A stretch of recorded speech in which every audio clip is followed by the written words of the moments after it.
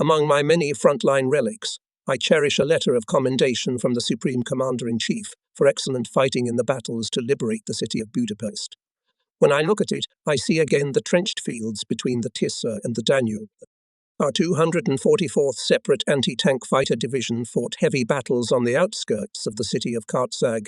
The enemy concentrated here large tank forces. The soldiers of the division steadfastly repelled frantic tank counterattack. At dawn on October 8, the division commander, Captain Skorobogatov, was summoned to the NP commander of the 375th Infantry Division. Intelligence data confirmed the upcoming counterattack of enemy tanks. Beyond guard, Major General Karpukin pointed out the morning fog had barely cleared as enemy tanks appeared. They went along the highway Kartsag, Pishpekladan to the trenches of our infantrymen, to the firing positions of the 2nd Battery, commanded by Lieutenant Radzivilyuk. The clanking of tracks and the rumble of engines merged into an ominous rumble. Having let the Hitlerites at a close distance, the battery opened fire. A cruel, bloody battle began.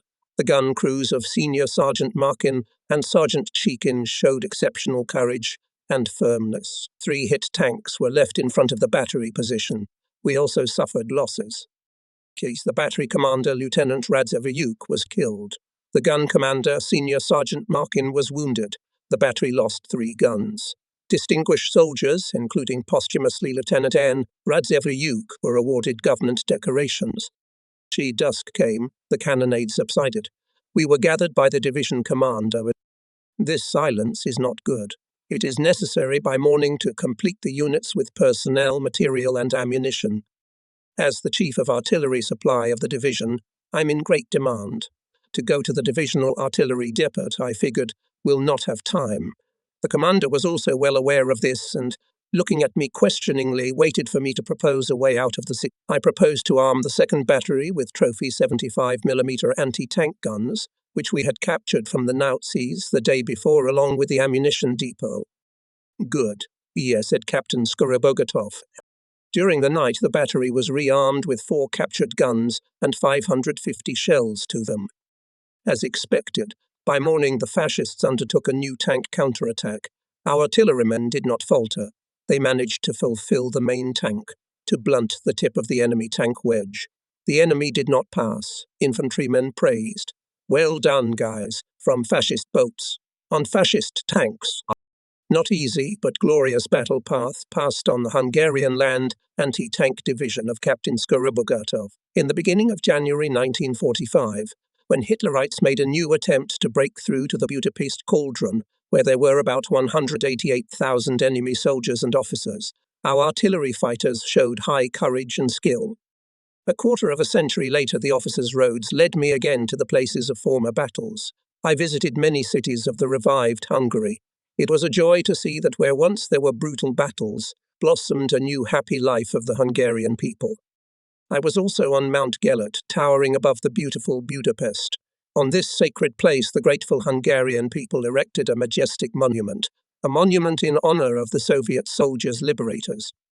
The names of those who valiantly fought for Budapest and died a brave death are carved in granite. There are many of them. You read the names with excitement, and it seems that the eyes of your brave compatriots, sparkling with love for the motherland and thirst for exploit, are silently looking at you. Among them are heroes of the Soviet Union officers Buntovsky and Azamoyan, petty officers of the Soviet Guard Ibragimov and Polyakov, who took the baptism of fire in the fall of the formidable 41st year near Moscow, and soldiers Gavura and Zadoroshny, who reached Budapest. I put a bouquet of scarlet carnations on the cold polished granite and think, no heroes do not die. They live and will always live in the hearts of those who today protect the conquests of socialism with weapons in their hands. They live in the hearts of the Hungarian people, for the freedom and happiness of which the most precious thing, life, was. Our division, after heavy offensive and defensive fighting on the west bank of the River Gron near Komano, was withdrawn to the 2nd Echelon of the 7th Guards Army. Here it put itself in order, received replenishment, and prepared for a new offensive on the Rona-Bratislava direction. A huge organizational, political, and educational work was done to mobilize the personnel for the upcoming tasks. So in March 7, there was a meeting of the party activists of the division.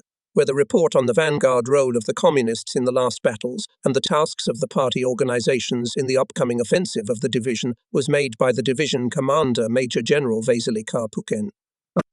In the units and subdivisions were held party and Komsomol and Red Army meetings, talks with the personnel, seminars, briefings, party leaders, Komsomol leaders, agitators and deputy commanders on the political part of regiments and battalions, checked the condition and knowledge of the material part of weapons, the availability of ammunition and the readiness of economic and medical units. March 8 was held a solemn meeting of all the girls of the division, attended by 84 people. 15 girls were awarded. The same meetings were held in the regiments. Divisional newspaper in defense of the motherland, on March 8, issued a special issue dedicated to this holiday. Here are some notes from this issue. Frontline friends.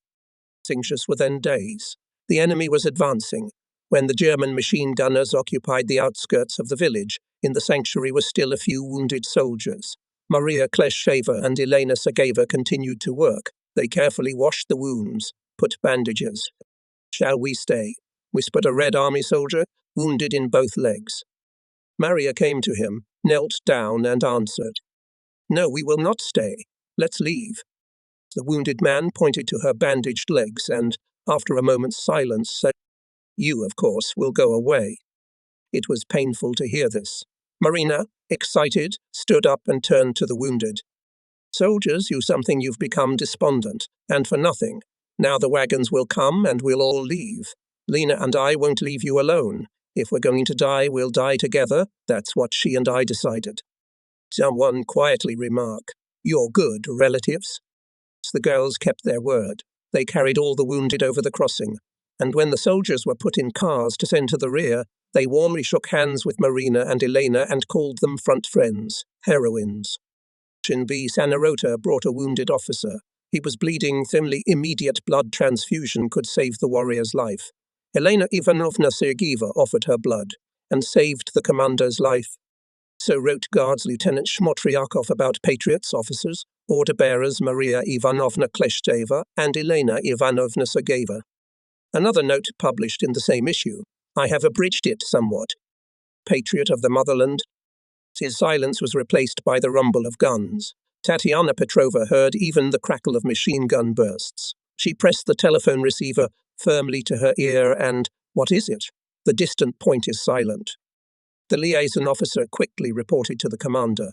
An order followed. Private Kozhin, Sergeant Ovechkin and Sergeant Gordeev, for 15-20 minutes found the end of the broken wire and restored communication. "The line is fixed," he reported the communicator to the commander. When on duty, telephonist Petrova, "Communication works smoothly. She gives no mercy to a chat lover. She is trusted more than anyone else. They rely on her. She will not fail." More than once, the communicator under enemy fire courageously provided communication to the commander. A modest girl, with a kind and strong character, she won fame. She was awarded the Medal for Combat Merits. Petrova grew up in the war, and in 1943 she was still a pupil of 10 class, dreamed of becoming a teacher or a doctor. But Tatiana went to the front. Instead of algebra, she diligently studied the technique of communication and began to work well not only on domestic, but also on trophy devices. Shane Svizistka Shankovich violated discipline. Petrova, at the next Komsomol meeting, criticized the behavior of Shankovich.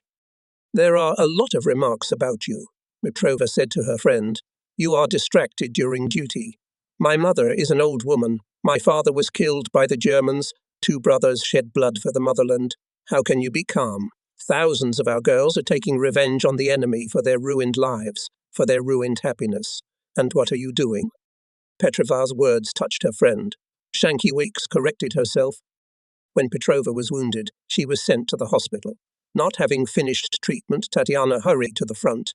More than 100 kilometers away, she found her unit and again took up a combat post. Lieutenant P. Lapushkin. On March 9, there was a meeting of the division command with Komsomol members. 346 people were present. The division commander and the head of the political department spoke before them. Semtom Somol told how they fight to strengthen military discipline, help commanders in the performance of combat tasks, what participation in the education of personnel. Komsomol members were faithful assistants of party organizations and commanders. More than once in a difficult moment of battle, by their personal example of courage, bravery inspired all the personnel to exploits in the name of the motherland. I told about it, describing this or that battle. Only for the period of winter offensive battles in 1945, 285 Komsomol members were awarded orders. The Komsomol organization of the Communication Company of the 1,243rd Rifle Regiment had 14 members of the Komsomol, and all 14 were awarded twice. The Order of Glory, 6, Red Star, 5, the rest had 2. Komsorg of the 1st Battery of the 932nd Art Regiment, Sergeant Vasily Petrovich Shmygo, born in 1922, Ukrainian, in Komsomol since April 1944. He destroyed 3 tanks, 3 armored personnel carriers, suppressed 10 enemy firepoints, killed more than 100 fascists. He was awarded 3 orders. The Commissar Commander Vladimir Emanuilovich Lutsenko, born in 1925, Ukrainian, hit 3 tanks, 1 armored personnel carrier, suppressed 19 firepoints, was awarded twice. The first number of hand machine gun of the 1,241st Rifle Regiment, Andrei Prokofyevich Sevolap, on January 11, 1945, during the counterattack of the enemy, was twice wounded and contused, but did not leave the battlefield, continuing to beat the enemy, destroyed 12 German. Komsomolets Zabora led a group of scouts. Going into the rear of the enemy, the group destroyed 2 firing points by a daring maneuver, took 2 fascists prisoner, captured 2 machine guns, 3 automatic rifles, 5 rifles, killed more than 20 Hitlerites. Komsomol scouts Schmitz, Yurov, Lukmanyuk sneaked into the rear of the enemy, captured a machine gun crew with a machine gun. Komsomolets Ivan Pavlovich Titov stormed the heights in the small Carpathians and with his machine gun fire mowed down the resisting enemy, which helped the infantry to move forward. Junior Sergeant Nikolai Prokopenko shot down 2 tanks with his machine gun. The division newspaper issued a leaflet about him. Glory to the hero Junior Sergeant Nikolai Prokopenko. There was a hot battle. The division went forward unstoppably. On the outskirts of the settlement, the enemy resisted. 4 camouflaged tanks, covering the retreat of their infantry, were firing incessantly. The brave Komsomol member Nikolai Prokopenko went into the flank of the enemy with his anti-tank gun and took a position. Soon he discovered German tanks. They stood in a row under the slope and were firing. Prokopenko pulled the trigger of his rifle. Black clouds of smoke enveloped the enemy vehicle. The fight continued. He took aim at the 2nd tank, and with the 3rd shot he lit it up as well. The unit went forward. Nikolai Prokopenko was awarded with an order. He received a Komsomol badge. A letter describing the feat and a photo card was sent to his parents. At night, the unit forced a fast, deep river. Komsomolets Reichkov entrenched at one oak tree. His machine gun covered the crossing. The unit got caught on the enemy bank. A hot fight ensued. The Germans launched a counterattack. They went in chains, showering the battlefield with a hail of bullets. Komsomol member Peter Ryshkov's eyes were burning with hatred for the fascists. "Go, go, Gads," whispered to himself machine gunner. Germans came even closer. Peter already saw their nasty faces and pressed the machine gun trigger. Hitlerites, mowed down by machine gun fire like sheaves, fell to the ground. The machine gunner hit without a miss and killed more than 30 fascists. German counterattack was repulsed. Our infantry, pursuing on the heels of the retreating enemy, broke into the village and liberated it. Extract from the political report of the political department of the 7th Guards Army. The unit of Komsomol Senior Sergeant Alexander Fedorovich Kurbatov stealthily broke into the enemy trenches and in hand-to-hand combat killed up to 30 fascists. Kurbatov himself in the trench battle destroyed 8 Hitlerites. The leaflet Lightning was devoted to the combat deeds of Kurbatov's unit. Many battalion Komsomol organizations skillfully direct their work to ensure the implementation of tasks set by the command. Deputy Head of the Political Department of the 7th Guards Army Guards Colonel Dobryakov, April 6, 1945. In conclusion, General Karpukhin urged the Komsomol members to be vigilant and said that among the civilian population there could be fascist criminals and spies disguised in civilian clothes. Our Smersh captured a few of them. The commander set the task to prepare for offensive battles. March 11-12 held a two-day seminar of deputy commanders for political part of regiments and separate battalions. March 19 evening veterans of the division, which was attended by 150 people of the first formation, discussed the question of the tasks of veterans to educate young soldiers, to pass on the experience of the fight against the Nazi invaders. The veterans adopted an appeal to young soldiers. Here are some excerpts from the address. Warrior, you go to the west, the road of victory. You are a judge. Before you are criminals, executioners, be merciless to them. Kill the fascist ogre. Kill him with bullet, bayonet, grenade, shovel and butt, with everything you can. Destroy the fascist brigands. Don't let them get away alive. Take revenge on the vile executioners for the blood and tears, for the agony and death of innocent people. Farther and farther to the west. Preparations for the offensive on the Brno-Bratislava direction and the units of the Second Ukrainian Front began from the first days of March 1945. On the night of March 25, 1945, the division reached the initial position for forcing the River Hron and the offensive on its western bank. The Gron is a fast river with a width of up to 80 meters and a depth of up to 2.5 meters. Boats were overturned from the swiftness of the current and from the impact of ice floes, which were still floating on the surface of the water. Hitlerites, well entrenched on the opposite bank of the river, tried to hold the water frontier.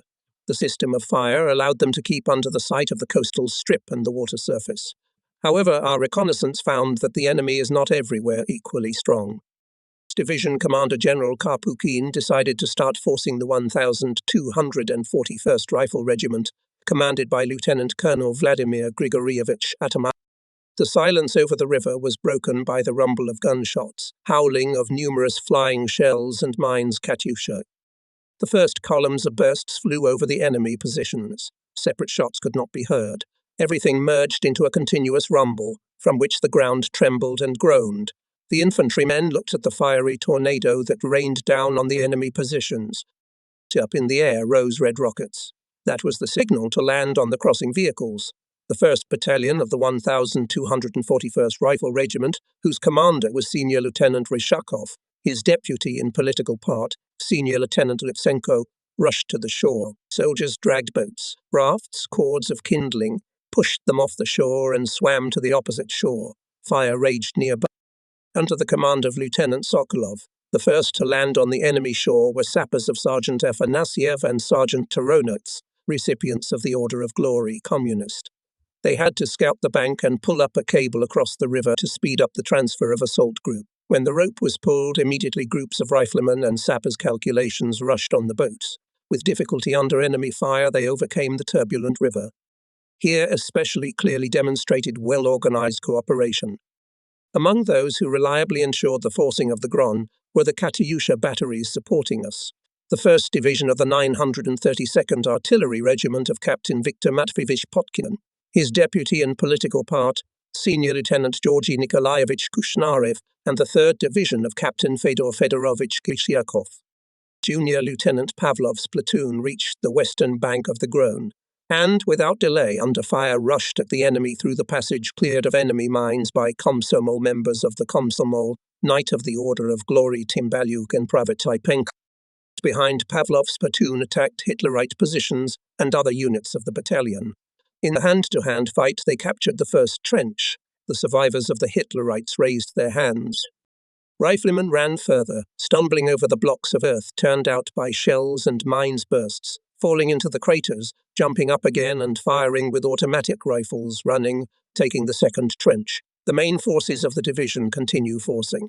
Sappers set up the crossing on rubber boats, dinghies, rafts, drag light guns, mortars and machine guns. Battle's cannonade of artillery, pouring its powerful fire on the enemy positions. Rolling artillery salvos complemented the explosions of mortars. Sappers transporters Komsol Pustovoy and Panishchuk under enemy fire confidently led forward their boats with infantrymen, weapons, ammunition. The sapper platoon of the Communist Lieutenant Pavel Pavlovich Supranenko, awarded with the Order of Red Star, made 25 trips.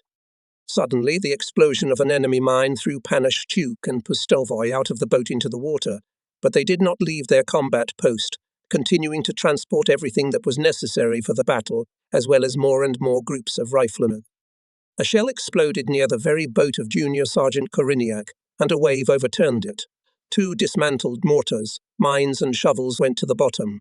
The men of the unit swam back to the shore, took another boat and went to rescue the armament. The calculation held the boat by the rope, and Komsomolets Koriniak dived several times to the bottom of the icy river and took out the sunken armament. 2 mortar tubes, 2 plates, 45 pieces of mines and shank tools. From these mortars, the calculation then poured fire on the enemy. On the feet of Junior Sergeant Koriniak, our division issued a special leaflet. Here is a fire shaft of our artillery is removed into the depths of the enemy defense. On forcing the river begin to hit the surviving enemy machine guns. How dangerous their fire for the soldiers who are on the surface of the water, nothing protected from bullets. The guns of the 244th Separate Fighter Anti-Tank Division, commanded by Captain Skorobogatov, opened fire on the Nazi machine guns, which were revived after the artillery fire. The mortar platoon of Junior Lieutenant Garenko was also firing. One by one, the enemy machine guns were silenced. Forcing water obstacles has always been one of the most difficult types of combat. The success of forcing and fighting after forcing depends on many factors. In this case, the success provided a clear interaction of all branches of the troops. This is what was emphasized in preparation for forcing and fighting on the opposite bank division Commander General Karpukin and Chief of Staff Colonel Kaloshin, commanders of regiments, battalions and their staffs. No matter how well planned the forcing and fighting after the forcing, the decisive role still belongs to the soldiers. Their skill, dedication and willingness to honorably carry out the order of the active and continuous party political work, carried out by political workers, communists and Komsomol members greatly contributed to the creation of a fighting mood. This battle on the opposite bank of the Gron was tense. Hitlerites tried with all their might to delay the advance of the 7th Guards Army, including our division. The enemy counterattacked with tanks and machine gunners. Our regiments, interacting with the tankers and supported by artillery, acted skillfully. The commander of the 1241st Rifle Regiment, Lieutenant Colonel Atamanov, organizing the battle in the depth of the Hitlerites' defense, skillfully used the power of firepower combined with maneuver and forced the enemy to hastily retreat to an unprepared defensive line. The attack was successful. 3 enemy trenches were captured. What was the secret of success of the 1241st Rifle Regiment? First of all, in the ability of the regiment commander to organize and continuously maintain interaction between all units of the regiment to carry out tasks precisely in time, place, and purpose. Lieutenant Colonel Atamanov envisioned possible directions of enemy counterattacks and the order of their reflection. He paid special attention to the interaction with the attached artillery division, commanded by Captain Pot. The regiment commander was able to emphasize the role of each unit in the overall picture of the battle, and in accordance with the situation clarified the tasks. A platoon of Junior Lieutenant Pavlov burst into the 3rd trench of the enemy. The hand-to-hand combat begins. Suddenly an enemy machine gun rumbled from the flank. Private Artem Safonovich Stoyanov noticed this machine gun.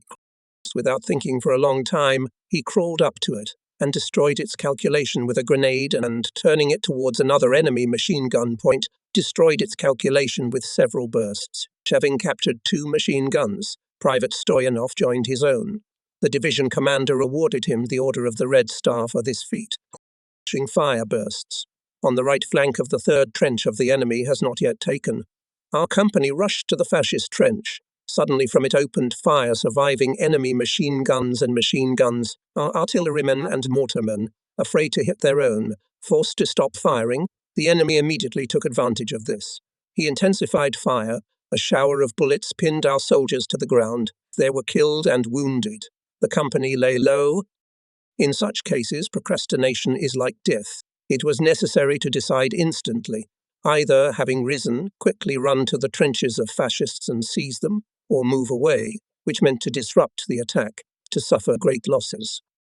Lieutenant Grigory Pavlovich Zhuklayev, deputy battalion commander on political part, who is in the ranks of the attackers, passed on the chance. It is better to die in open combat than to expect death lying on the ground or stumbling backwards. Having seized a convenient moment, he stood in full height in full view of everyone.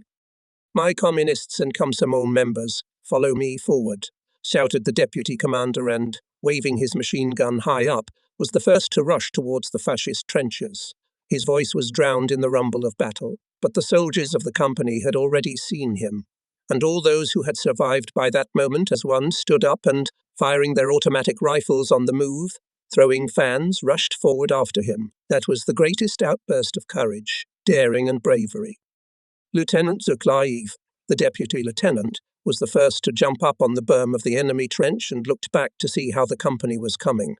At that moment, an enemy machine gun burst knocked him to the ground. Falling, he saw how the company broke into the trench. The Nazis could not withstand, retreated. So the son of the fatherland, the favourite and the soul of the battalion Grigory Pavlovich Zhuklayev, at the cost of his own life saved the lives of dozens of soldiers of the company, ensured the success of the battle. Having regrouped, Hitlerites with the support of tanks went into counterattack, but our soldiers did not waver. Letting the Nazis at close distance, they shot them at point-blank range, and the artillerymen hit their tanks.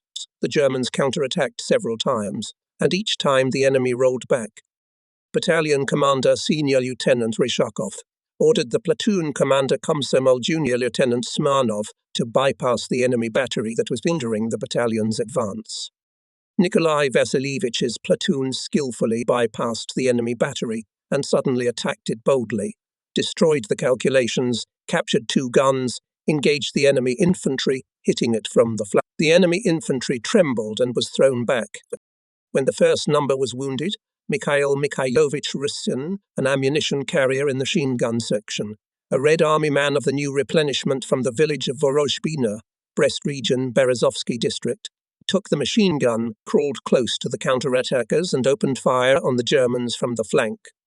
2 fascists tried to bypass him from the rear, but Mikhail quickly turned the machine gun and destroyed them. The platoon repulsed the enemy counterattack. For this feat, Russin was awarded the Medal for Bravery. A decisive attack from the front, blows from flanks and rear put Hitlerites in a difficult position.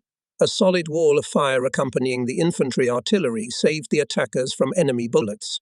The division repulsed from the enemy position after position, with the battle forced the heavily swamped river Nitra, with width up to 35 meters, liberated the town of Komyatika settlements of Czechoslovakia Dol, Boyka, Andrevci, Dol, Pile.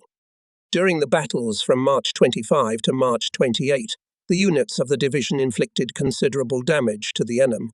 Up to 600 soldiers and officers were killed and 135 captured, 6 tanks and 5 vehicles were shot down, 10 guns, 10 mortars, more than 30 machine guns were destroyed, 1 tank, 5 self-propelled guns, 2 cannons, 1 large-caliber machine gun, 4 grenade launchers, 80 rifles, and many other military items were taken serviceable. The enemy began to retreat to Komano. At that time, west of the city, from the Danube, landed paratroopers of the 83rd Marine Brigade and, cooperating with the units of the 7th Guards Army, advancing from the east, including our division, surrounded the enemy and liberated Komano. On March 30 in Moscow salutes to the valiant troops of the 2nd Ukrainian Front, who broke through the enemy defences in the Bratislava direction and captured the towns of Komano, Nove Zamki, Sharavki, Komjatik and Vrabel, were fired by 20 artillery salvos from 224 guns. Commander-in-Chief Stalin announced a commendation to all the personnel.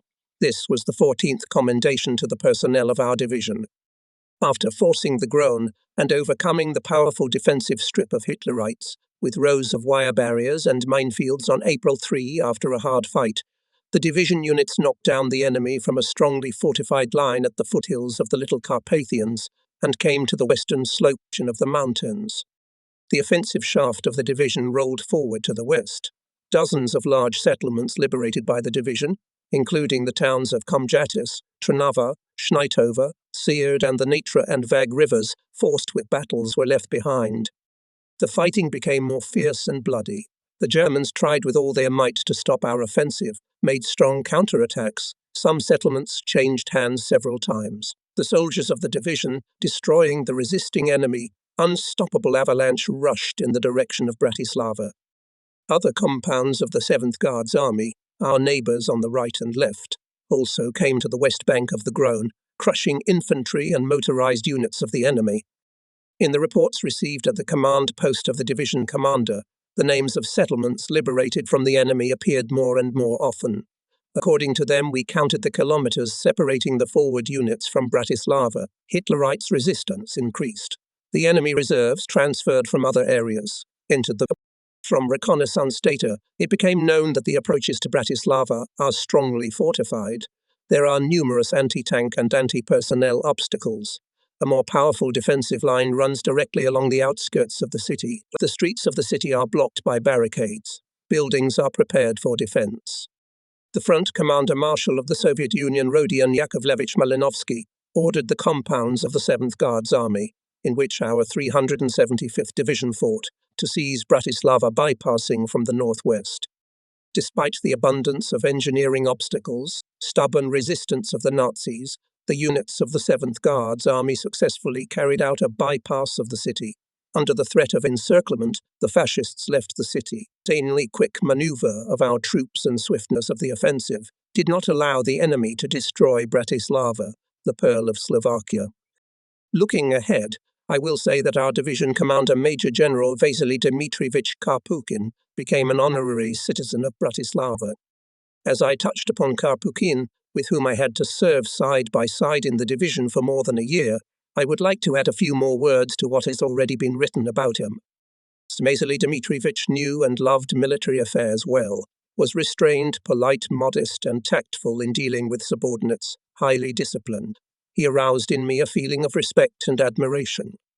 The offensive of the troops of the Second Ukrainian Front was so rapid that only in 3 days 7 major cities of Czechoslovakia were liberated, including the capital of Slovakia, Bratislava. In the order of April 330, the Supreme Commander-in-Chief Stalin declared gratitude to the troops of the Second Ukrainian Front, including our division, for the liberation of the city of Bratislava. And by continuous blows and daring maneuvers, the division continued, destroying the resisting enemy, to liberate settlements and cities of Czechoslovakia. For the exemplary fulfillment of the command's tasks during the capture of the towns of Malachi, Bruk, Privide, Banovce, and for the valor and courage shown, the division was awarded the Order of the Red Banner. Having overturned the resisting enemy, having overcome the mountainous and wooded border with persistent fighting, the 1243rd Order of the Red Banner Rifle Regiment, where the regiment commander, Lieutenant Colonel Ivan Karpovich Petrik, promptly attacked the enemy and liberated the railway station and the settlement of Robok. Anti-occupation of the station were captures. Guns 14, tractors 2, automobiles 24, machine guns 18 rifles, 285 automatic rifles 25, warehouses with ammunition 2 with food 1, cannons 6, tractors 5, machine guns 12, burned 2 warehouses with ammunition, killed 380 soldiers and officers and 75 taken prisoner. The personnel of the regiment, despite the difficulties in overcoming the Little Carpathians and stubborn resistance of the enemy, inspired by the victories and thanks of the Supreme Commander-in-Chief, bravely moved forward. The enemy, defeated at the foothills of the Little Carpathians, tried to delay the offensive in the mountains, ambushed in the gorges, on the roads and trails. But the soldiers of the regiment skillfully suppressed these pockets of resistance and moved forward. The 1241st Bucharest Rifle Regiment of the Order of Suvorov, having knocked down the enemy from a strongly fortified line at the foothills of the Little Carpathians, came to the western slopes of the mountains. The enemy at the boundary on Pitaya, Chester, had 2 lines of trenches prepared in advance, numerous pillboxes surrounded by barbed wire in 2 stakes and WZP. Here he wanted to stop our offensive. The regiment, with heavy fighting, overcame all obstacles, defeated the enemy, seized the stronghold of Ompitaya, captured a lot of trophies and captured more than 100 soldiers and officers. Red Army soldier Nikolai Yakovlevich Efemenko, with a group of soldiers through the passages made by sappers in minefields and wire barriers, penetrated into the flank of the enemy. The group opened fire and broke into the enemy trench. Efemenko killed several enemy soldiers and captured 1. By their actions, the group ensured the capture of the trenches by the company. The detachment of Junior Sergeant Ilya Kharlamov, coming in from the flank, suddenly attacked the enemy. The enemy retreated. The company on his shoulders broke into the settlement. Noticing that the enemy battery was firing at our infantry from behind the buildings, Kharlamov and his squad bypassed it, broke the calculations by a swift attack and captured 2 serviceable guns, which ensured the success of the battalion attack. San 245th Regiment during the offensive met stubborn resistance of the enemy, located on the dominating height over the terrain. It was necessary at all costs to dislodge him from there. In front went the 1st Battalion. He took the brunt of the Nazi tanks. The forces were melting. The regiment commander sent reinforcements to the battalion. A rifle platoon headed by the parter of the 2nd Battalion, Junior Lieutenant Dmitry Semyonovich Gayev. The platoon stealthily approached the height from the opposite side and hit the Hitlerites. The enemy did not accept close combat and began to retreat to the village, shooting back. At the outskirts of the village, the platoon met with frontal machine gun fire, and mines were bursting from the flank. Dmitry Gayev was about to jump into the trench, but saw the muzzle of an automatic rifle. With his shot, the parter for a fraction of a second ahead of the fascist. After the parter rushed to the trench, a few more soldiers. 9 surviving Germans raised their hands. The officer fired his pistol and ran. But he could not get away. He was caught by machine gun fire from Gayev. This decided the outcome of the battle for the height. The commander of the machine gun company, Communist Lieutenant Ivan Fomich Kirillov, seeing that an enemy mine had disabled the entire machine gun crew, under enemy fire crawled up to the machine gun, lay down behind it, and repelled the counter-attacking fascists. Kirillov was informed that the battalion commander Major Spiel was killed. He, having taken command of the battalion on himself, repelled all Hitlerite counterattacks. Personnel of the battalion, reflecting the enemy counterattacks, showed exceptional persistence and heroism. The enemy tried to enter the flank of the battalion. Parter Junior Lieutenant Gayev went to the company, which repulsed the enemy attack and by personal example of heroism drew the soldiers into battle. The counterattack was repulsed. Dmitry Semyonovich Gayev died a death of the brave in this fight. An instructor of the 5th Rifle Company of the 1,241st Rifle Regiment, Komsomolets Senior Sergeant Asgard Akleyevich Aklev carried 6 seriously wounded in this battle. When several Germans approached him while he was carrying a wounded man, he joined the battle and fired at them with a machine gun. The Germans withdrew. Asgard carried the wounded man out. He was awarded the Order of Glory of the II. An instructor of the 2nd Rifle Company of the same regiment, Petty Officer Alexei Fedorovich Tybulsky, in difficult conditions of mountainous terrain in one battle took out from the battlefield 7 seriously wounded and 12 help. When the enemy soldiers opened fire on him, he put the wounded in a shelter and himself entered the battle, destroyed one of them with a grenade. The other German escaped. Cybulski carried the wounded man to the medical station. Timely awarding of distinguished soldiers played a huge role in increasing the offensive impulse, courage and bravery in the attack. Awarding was made immediately after the feat. On the battlefield, the commander announced to his subordinate soldiers, officers, what award they are awarded. During the offensive battles from March 25 to April 3, 1945, awarded by orders of regimental commanders 153 people, the order of the division commander 25 people and 89 people presented for awarding by higher commanders, and the pursuit of the retreating enemy was swift. The Germans failed to stop anywhere and put up organized resistance.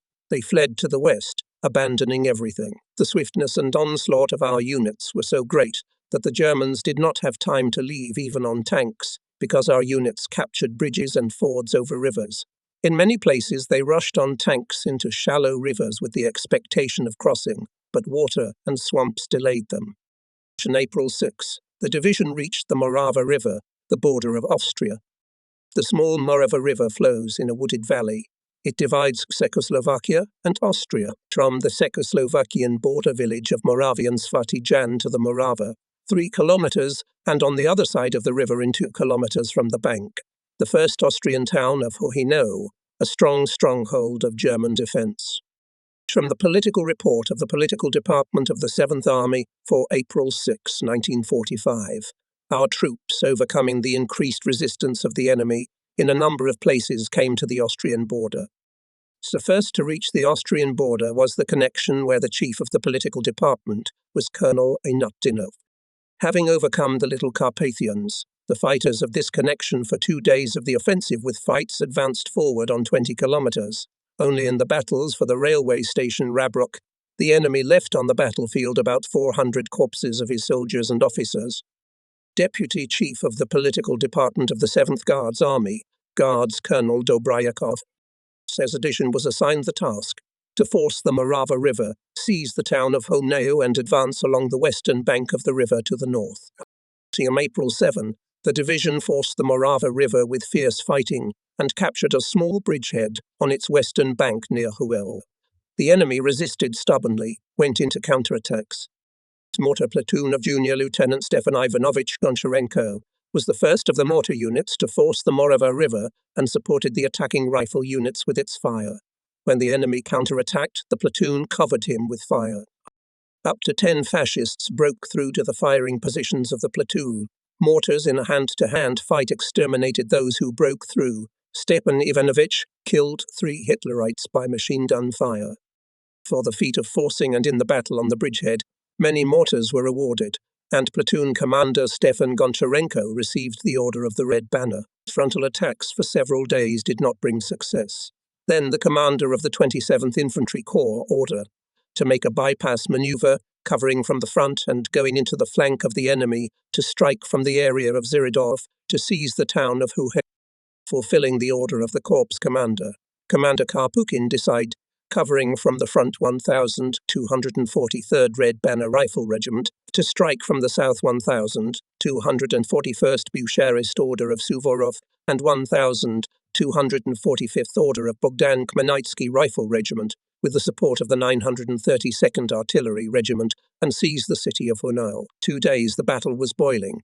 Especially fierce fights were in the area of the factory on the southern outskirts of the city, and only on April 14 Hunaul was cleared of Hitlerites. The personnel in the battles for Hunaul committed mass heroism, showed bravery. Here are some examples. The detachment of the 1st Rifle Company of the 1,241st Rifle Regiment of Sergeant Alexei Vasilievich Gatchenko crawled up to the trenches of the enemy, and with the cry "Hurrah!" broke into the trench. Many fascists were exterminated, 2 were taken prisoner. Red Army man Fyodor Timofeyevich Borodin crawled up to the house, from where the enemy machine gun was firing, threw an anti-tank grenade through the window. The machine gun stopped firing. Running from one shelter to another, he killed many enemy soldiers and took 4 prisoners. He was dead. In the area of the factory, enemy machine gun began to pour fire on our infantrymen. The commander of the 45mm gun, Sergeant Arseny Boykov, rolled his gun ahead of the infantry and opened fire on the enemy machine gun. The machine gun fell silent. The company went up in attack and broke into the city. The commander of the mortar company, Senior Lieutenant Babkin, supported the infantry attack with mortar fire. Developing the successful offensive, the division units captured the Austrian towns of Rostenburg and Bern-Gorstal by April 18. Again entered the Czechoslovak territory and, having liberated Nezit, Prud, Polgar, Milovis, and the town of Mikulov on April 21-23, approached the Dyje River. Especially fierce battle was played out on the approaches to the town of Mikulov, where the enemy occupied a favorable position for defense and tried to hold this line. The 1,245th Infantry Regiment repeatedly attacked the enemy, but, meeting strong resistance, was forced to withdraw to the original positions. The commander of the regiment, hero of the Soviet Union Major Pyotr Spirin, during the reflection of a strong counterattack of the enemy, went into the fighting order and led the personnel to the reflection of the enemy attack. The enemy was shot down from the heights. The regiment broke into the city. In this battle, Major Peter Spirin was seriously wounded. The enemy, covered by pre-prepared barricades, tried to stop our offensive in street battles.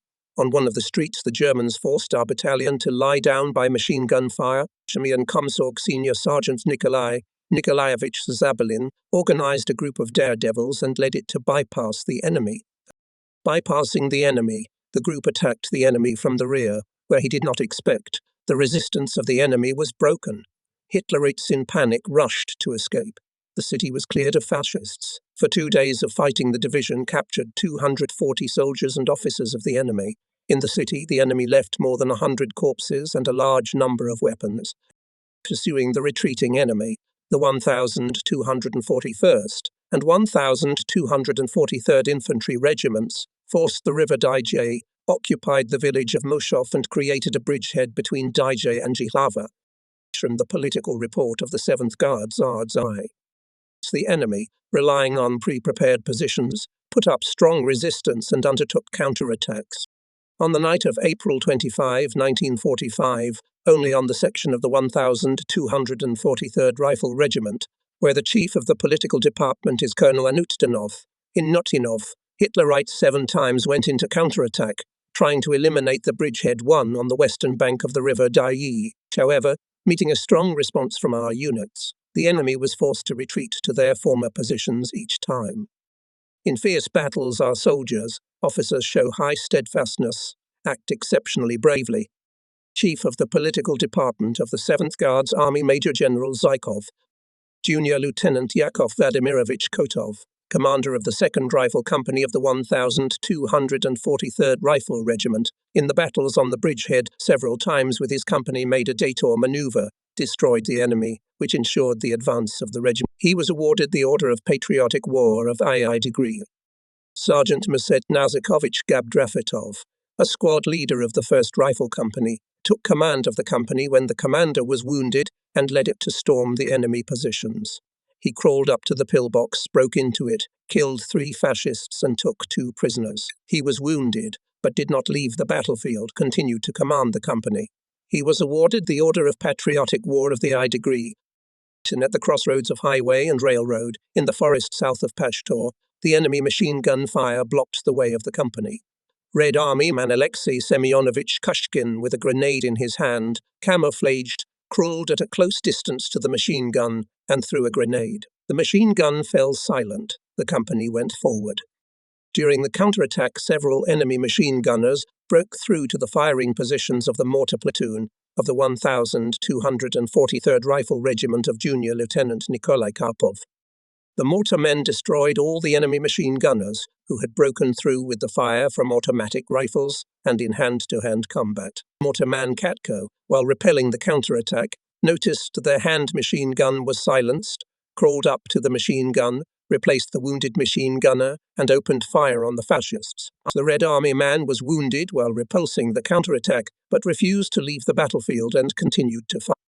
The detachment of Senior Sergeant Alexander Fedorovich Kurbatov was the first to break into the trench of the enemy, destroyed dozens of fascists, which ensured the capture of the trench by the platoon.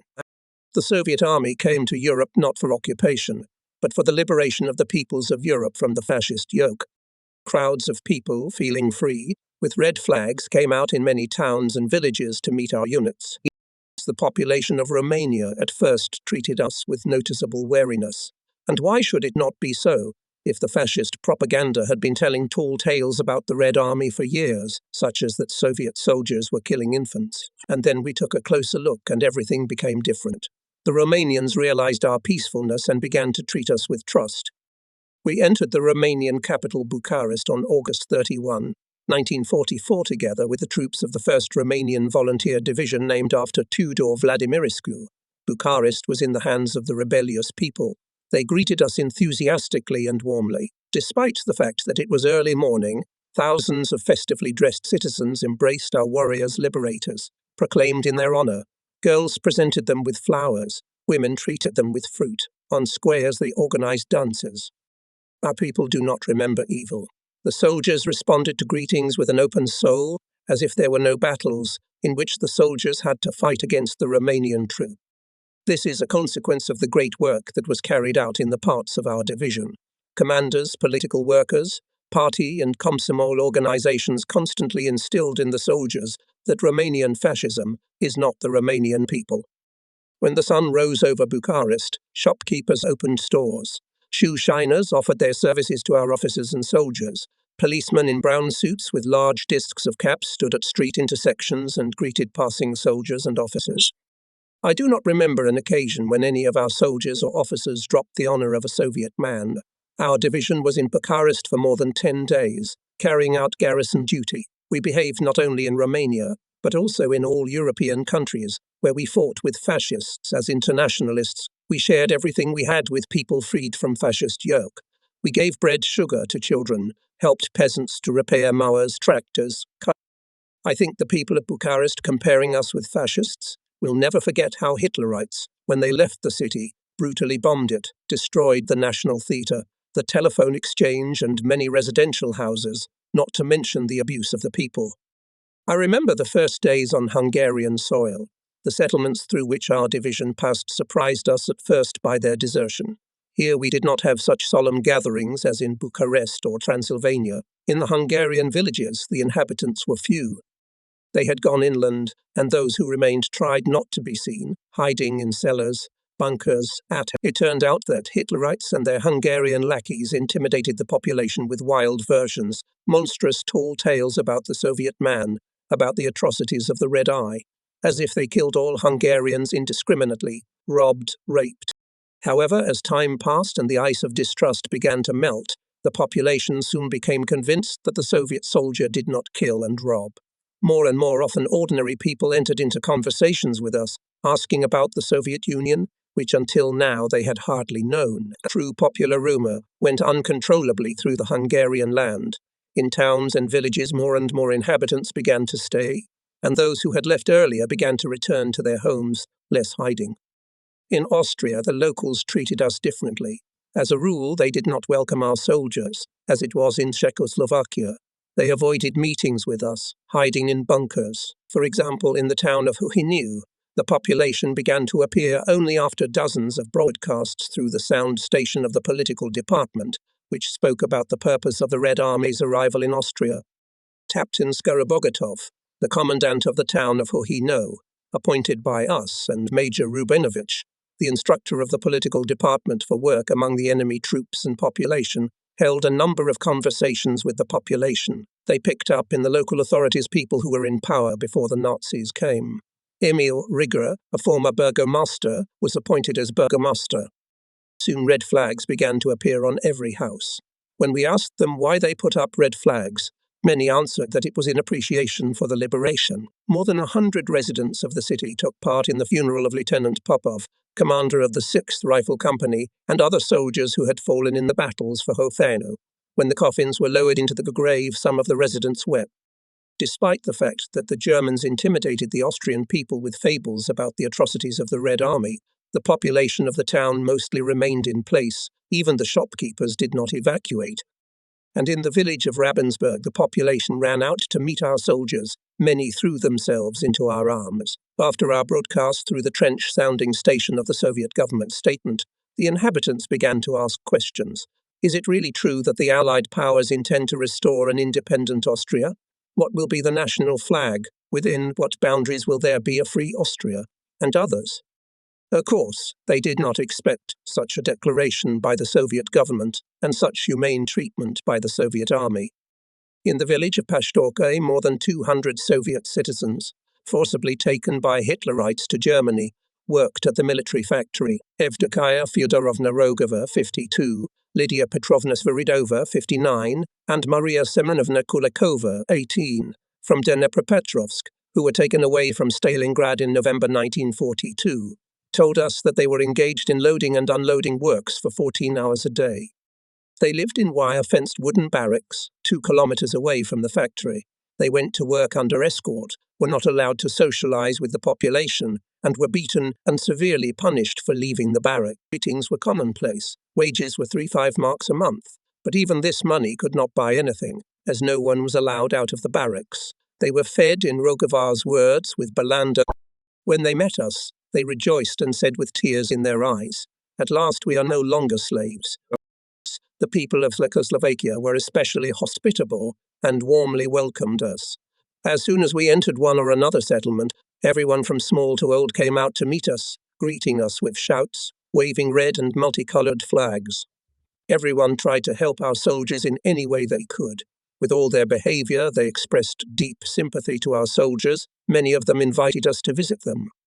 And it was pleasant to the Russian soldier that far from his native land he met friends. Girls met in national holiday costumes. They surrounded the soldiers, hugged, kissed. Joyful tears were pouring from the eyes of old ladies. Boys lovingly stroked the barrels of soldiers' automatic rifles, shouted, jumped on the footsteps of cars that were barely moving. Soviet and Czechoslovak flags, and the slogan "Long live the Red Army," were hung everywhere. At one of the intersections, a festively dressed local teacher and her students greeted passing soldiers for a long time, shouting slogans and waving flags. And on squares, young people arranged dances with our soldiers. Fighters and officers were pelted with flowers. In the locality of Enol, our units were met by Czech musicians. The orchestra played Soviet marches. Women brought out food, fruit, water, treated the soldiers. Rapid Soviet offensive in April 1945 led Hitler's army to the final collapse. On May 2, Berlin fell. The resistance of the main forces of Nazi Germany was broken. But the war was not over yet. On the territory of South Germany, Czechoslovakia and Austria, there was a large group of Nazi German troops, numbering more than 62 divisions and a significant number of reinforcements, which was commanded by Field Marshal General Schur. This group refused to capitulate. On this group relied those who hoped to prolong the existence of the Nazi regime in Germany. The Soviet command decided to defeat and capture Schörner's group by strikes of the 1st, 2nd and 4th Ukrainian fronts in extremely short time, to take possession of Prague and thus complete the liberation of Czechoslovakia. On May 3, the citizens at Prague revolted against the fascist invaders in the city, but the forces were unequal. Against 30,000 rebels, strong in spirit, but poorly armed, stood the superior forces of the fascist group of General Schörner, trying to turn Prague into the last fortress of the Nazi Empire. Bleeding, the rebels fought on the barricades. Their forces were dwindling by the hour. They were in danger of being killed, and the city was in ruins. Then the rebels radioed for help. The Soviet command immediately responded. Soviet tank armies from near Berlin moved to help the Prague rebels. The offensive of the 2nd Ukrainian Front, which included our division, was accelerated.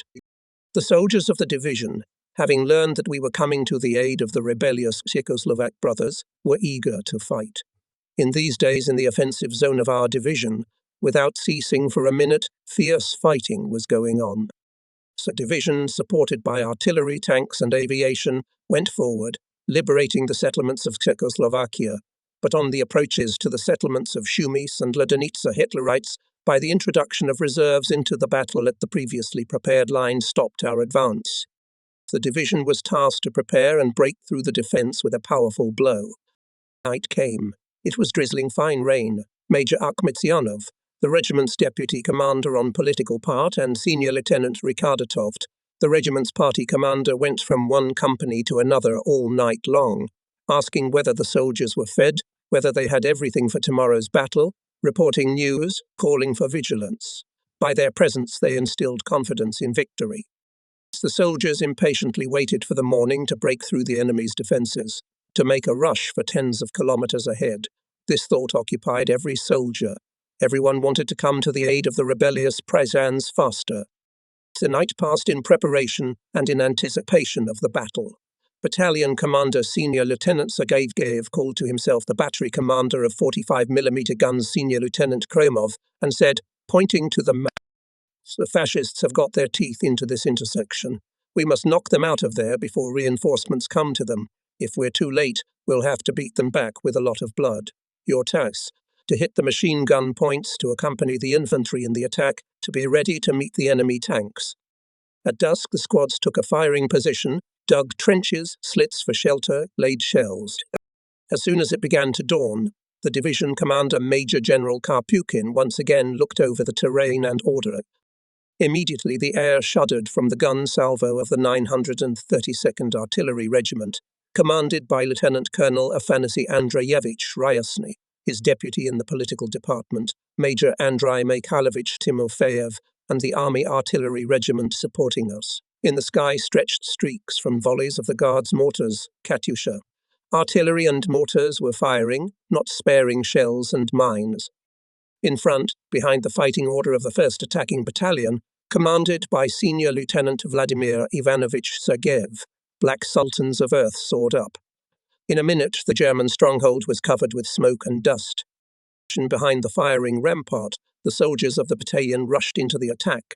The soldiers of the separate anti-tank fighter division of Captain Skorobodatov put their guns on direct aim. The main forces of the division began to rapidly come to the attack line. From the observation point of the division commander could see how the paratroopers came off the tanks and, keeping up with them, rushed into the attack. A barrage of fire fell on the firing points, revived after the artillery preparation deep in the enemy defences. Here the attackers came to the first trench of the Germans. Grenade fire sounds over the chain of command. Explosions of grenades envelop the enemy positions. Fire points are silenced. Many Hitlerites raise their hands, surrender. And again forward, in some places hand-to-hand fighting begins. On the Red Army soldier Ivan Vasilievich Shevchuk rushed 3 Hitlerites, but the former soldier is not so easy to overcome. Ivan participated in many hand-to-hand combat. He was twice wounded, twice awarded. Shevchuk quickly put down by the fire of his machine gun all 3 fascists. Red Army man Vasily Ivanovich Sazonov noticed an enemy machine gun point, which was firing on the platoon. He crawled up to the enemy machine gun from the flank and destroyed its calculation with a grenade. He took the machine gun and opened fire on the fleeing fascists. The platoon went forward. The machine gun point of the enemy did not let the company advancing on the village Shumets. Private Communist Alexei Semenovich Bondarenko crawled up to the enemy machine gun and silenced it forever with an anti-tank grenade. In this battle Bondarenko was wounded. Having bandaged his wound, he continued the fight, destroyed 7 more Hitlerites. Senior Lieutenant Kromov saw the infantrymen rushing to the fascist trenches by short runs. Suddenly from the flank of the company the enemy machine gun rumbled. Squad to the gun. Much commanded the commander. Charge with fragmentation fugitive. Fire. Not far from the machine gun a column of earth flew up. A miss. Several more shells, one after another, sent gunner Efretov. The machine guns fell silent. We had to move forward, following the attacking company. Grabbing the straps, artillerymen began to roll guns. When they reached the right place, they unfolded the racks, fixed the guns and opened fire on the targets, which were indicated by the commander of the 2nd Rifle Company, Senior Lieutenant Maletsky, and 2 more enemy firing points were silenced. When the gunner of one gun was seriously wounded, Senior Lieutenant Kromov himself took the gunner's place and suppressed the fire of 2 enemy machine guns with several shots. The company knocked the Hitlerites out of the stronghold. In this fight, the veteran, the hero of Division Sergei Dmitrovich Stepanov, distinguished himself. Outwardly very calm, but focused look expresses a big, strong nature. Wrinkles cut the steep forehead, remind of heavy battles and campaign. Beautiful, like Chapai mustache, slightly twisted upward, complements the image of the Russian former soldier. Excellent knowledge of military affairs, multiplied by ingenuity, courage, and daring in battle. Such precious qualities possessed a modest communist Sergeant Stepanov, twice awarded for his exploits. He, with his 3-rifle gun, beat the White Guards at Voloshaevka, chased the interventionists. In the division he became a mortar man. With his calculation in this battle supported the attack of Maletsky's company. The Germans counterattacked the company and broke into the firing positions of the mortars. At the head of Stepanov, mortar men engaged in hand-to-hand combat and exterminated the invading fascists. Sergeant Stepanov, with his 3 rifles, stabbed 3 Hitlerites. To this we can add the following. In December 1943, Sergei Dmitrovich participated in reconnaissance and took 3 Hitlerites prisoner. The enemy went into a counterattack. The enemy tanks appeared, shooting on the move. They were approaching the positions of the company. They were followed by machine gunners. Senior Lieutenant Kromov, who was still in the formation instead of the gunner, was watching the tank, which was moving directly to their firing position. Suddenly the tank made a small turn, obviously searching for a target, and set its side. Kromov pressed the trigger lever. The shell hit the caterpillar. The machine spun in one place. 3 more shells sent Kromov. A column of smoke rose above the machine. Flames burst out. The commander of the 1241st Rifle Regiment, Major Atomov, reported to the division commander that the enemy was advancing reserves in the direction of the heights on a tactically advantageous line for a counterattack. The division commander, General Karpukian, decided to prevent the Hitlerites from deploying reserves in combat order. With a rapid attack, he decided to capture the heights, to seize the settlements of Shumis and Loden. After a short time in the territory of the fascists, everything came to life.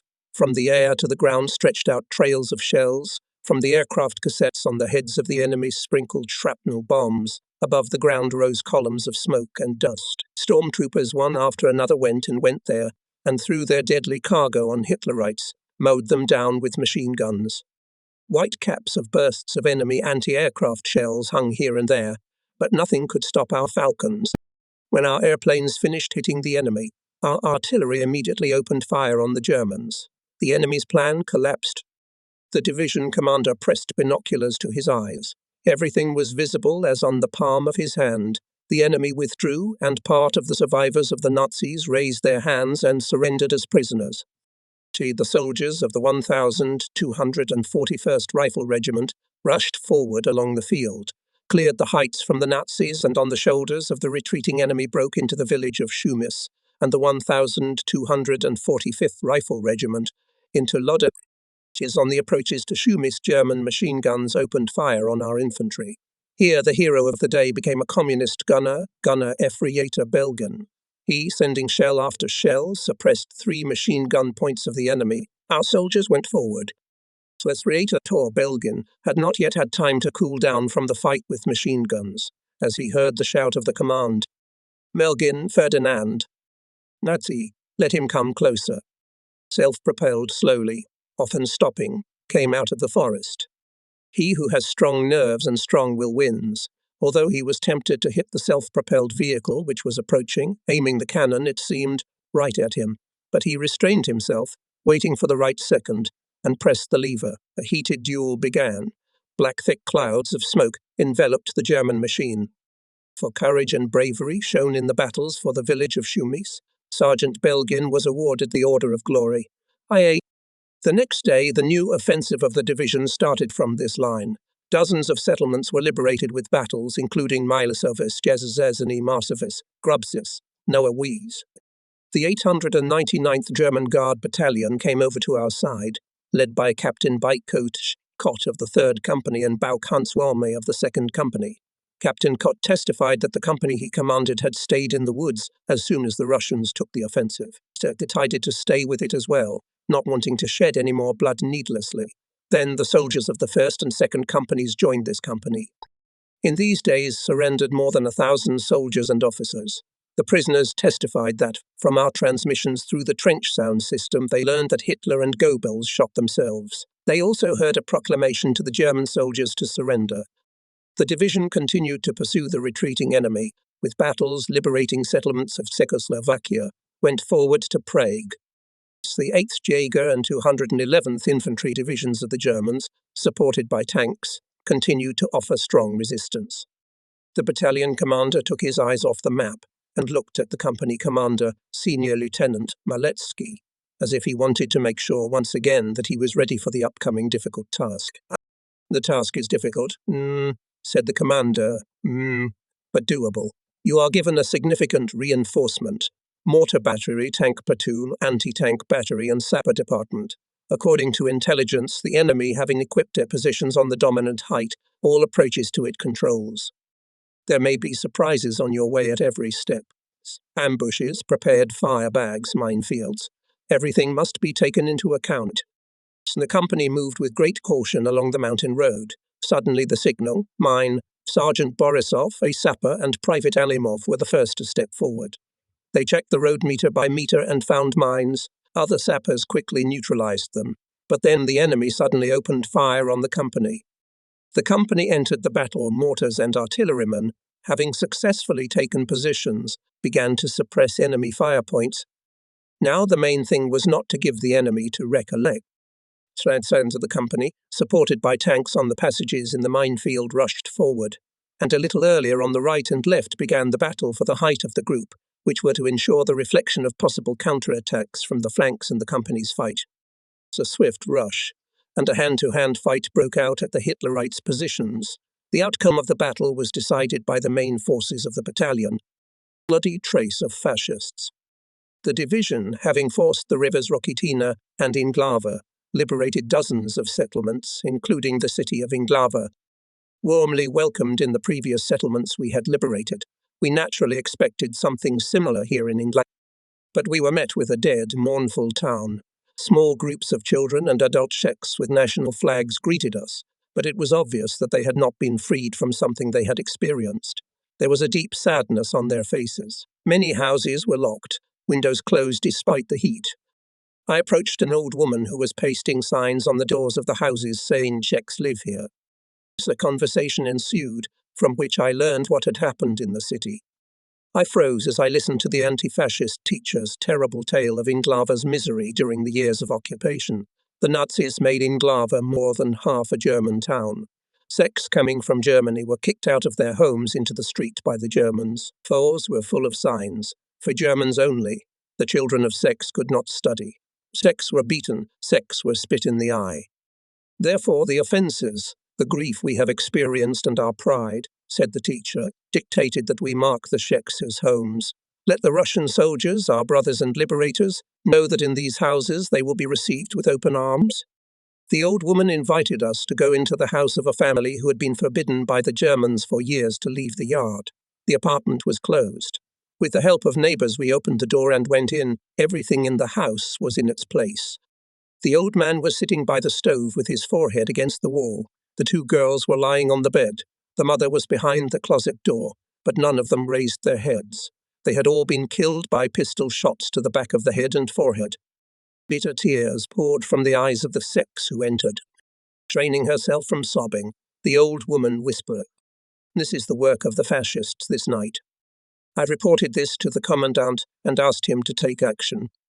On the street, our soldier pasted hastily made signs. The water in the water pipe is poisoned. We also learned about the fate of the Czech village of Dyje, which was razed to the ground by the Nazis like many Russian, Ukrainian and Belarusian villages. Czechoslovak publicist Jaroslav Marzel, who after the war familiarized himself with the archival documents of fascist Germany, writes, during the check of 104 children of Dyje, only 9 were recognized as racially pure. Then these 9, with false documents and German names given to them, were transferred to Nazi families for appropriate re-education. They survived and returned home after the war without knowing their native language. The other 95 children, recognized as inferior, were sent to a concentration camp. Only 9 returned after the war. The rest perished in the gas chambers of Chelmno. The Soviet army saved not only Czechoslovakia, but also a number of other European countries from certain death, brought freedom to the German hard-working people. The soldiers of our 375th Ural Division fought for the liberation of the peoples of 4 countries of Europe, Romania, Hungary, Austria and Czechoslovakia. In the battles for the liberation of these countries from fascism, hundreds of soldiers of the division laid down their heads, who on unforgettable dates delivered us from the scourge of war. Soviet soldiers, heroes of the Soviet country. Thank you. As brother soldiers, heroes of the Soviet country. Operation German poet. Victory May. On May 8-9, 1945, in Karlhorst, a suburb of Berlin, the German military command signed an act of unconditional surrender. This historic document proclaimed to the whole world the end of the bloody war in Europe, the victory of the forces of progress over the forces of fascism and reaction. However, a group of fascist General Schörner was operating on Czechoslovak soil. This Hitler's warrior against common sense continued senseless struggle. Our Ural 375th Kharkov-Bucharest Red Banner Rifle Division, having captured the Czechoslovak villages of Odravice, Shumis, Mogelno, as a part of the 7th Guards Army continued fighting to clear forests and settlements in the area of Leges from scattered groups of Hitlerites. The 7th Guards Army was commanded by Colonel General Mikhail Stepanovich Shumilov. This fearless general had great military experience. Back in the years of civil war, beat Kolchak, Makhno, Rangel, commanding a company, then a regiment. In the years before the war, he commanded a division corps. The combat deeds of the 64th Army under his command in the Battle of Stalingrad, in battles in Romania, Hungary, Austria, Czechoslovakia are widely known. Now Mikhail Stepanovich rushed to the aid of the inhabitants of Prague.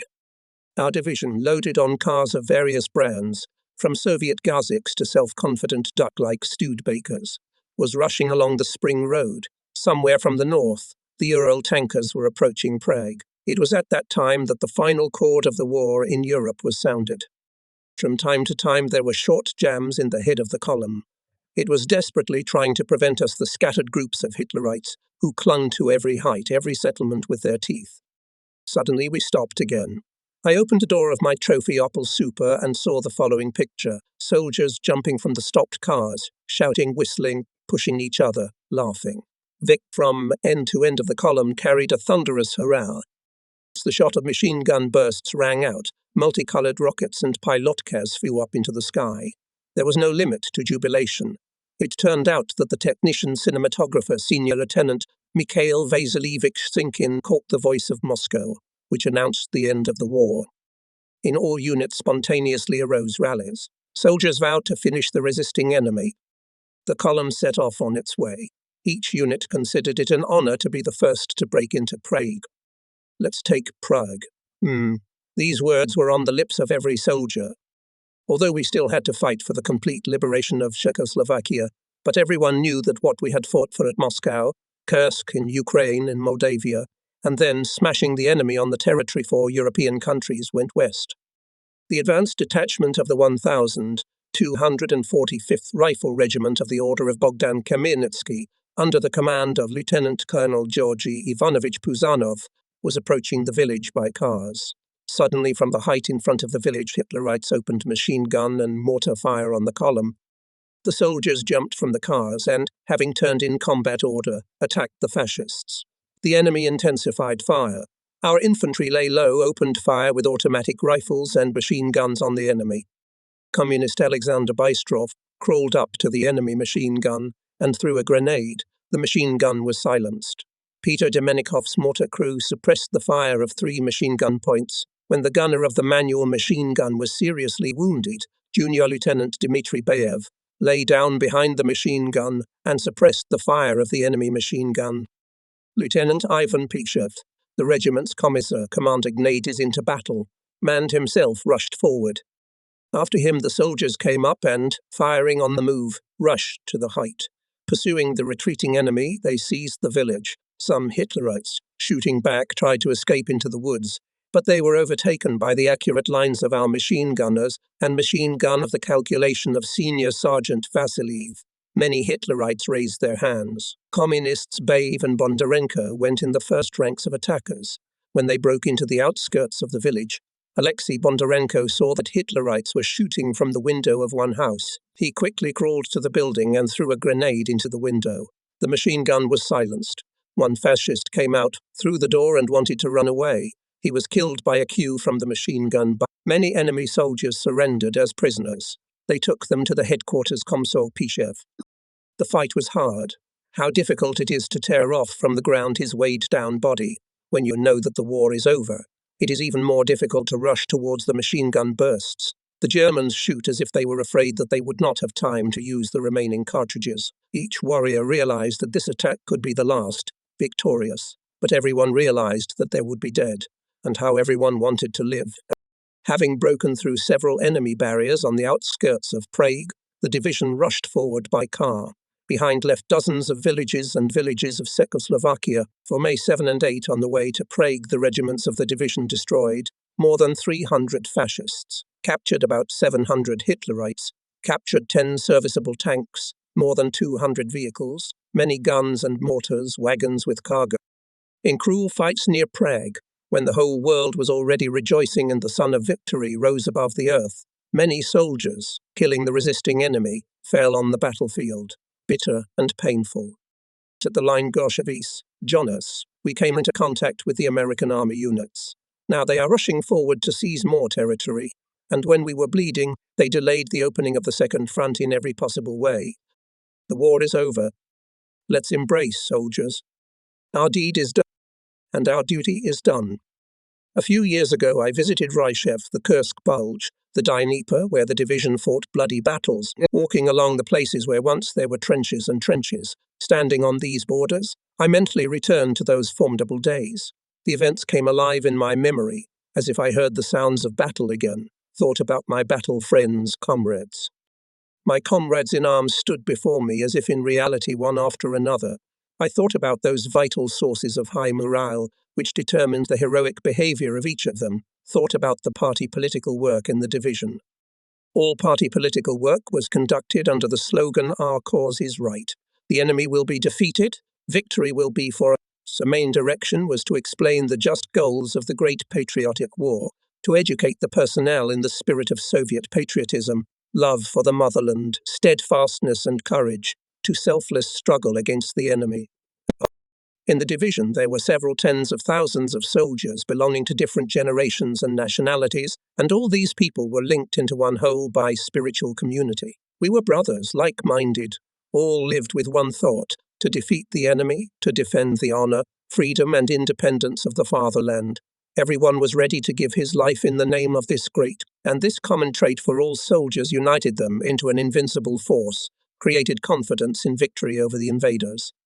After the defeat of the Nazis near Moscow, the main attention of the political department, political workers, party and Komsomol organizations of the division was focused on the education of the soldiers' high offensive impulse, the desire to defeat the enemy and liberate the Soviet land from the fascists.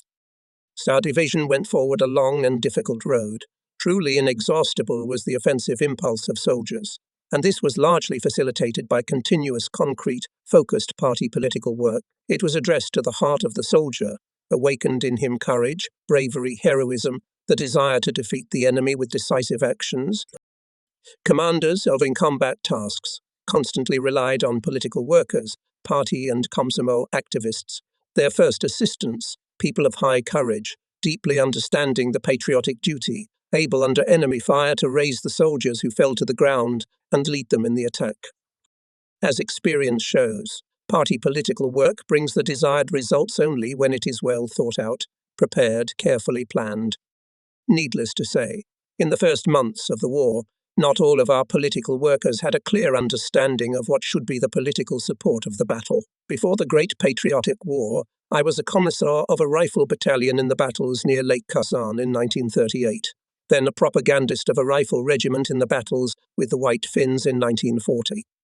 But despite the acquired combat experience, already being the head of the political department of the division since August 1941, I had to constantly learn, reorganize the content, forms and methods of my activities and the political department in relation to the conditions of battle, to look for new, the most effective forms of work with people, and teach it to the party political workers of regiments and battalions. Taking into account the combat situation, there were held meetings, seminars of deputy commanders on political party leaders, comsorg of regiments, battalions, agitators, editors of combat leaflets, where the experience and forms, methods of political support of various types of combat were studied. They read lectures and reports. We held party, Komsomol and Komsomol meetings and asset meetings, rallies, meetings of personnel, briefings, seminars. Very memorable are the brief party and Komsomol meetings before the battle, at which business discussions were held on how to conduct political work during the battle, how to better ensure the interaction of riflemen, artillerymen, tankers, sappers. After the meetings, the communists held conversations with the soldiers. They told how to act if the unit during the offensive falls under enemy artillery fire. It is necessary not to stop, but to go forward to approach the enemy in order to overcome the zone of shelling and defeat by enemy shrapnel with a swift rush, since the enemy is not firing artillery and mortar fire directly in front of their positions.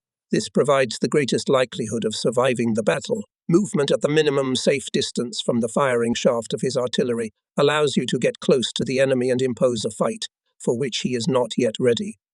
Thus, in intimate conversations, political workers, communists explained to the soldiers the tactics of offensive combat, and during the attacks inspired them by personal example. According to the situation, and when required, we held meetings of party assets of the division and regiments. I remember well the meeting of party assets of the division, which was held on March 7, 1945. At this meeting, with the report on the vanguard role of the communists in the last battles and further tasks of the party organization, was made by the division commander Major General Karpukin.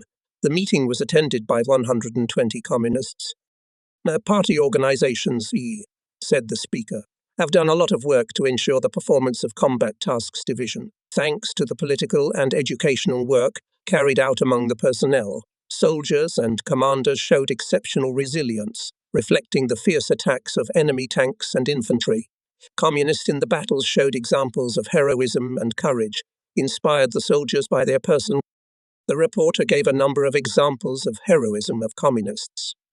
In conclusion, the task was set before the party staff to strengthen educational work with the personnel, widely popularize the heroic deeds of the heroes of the units, to prepare the division for offensive battles.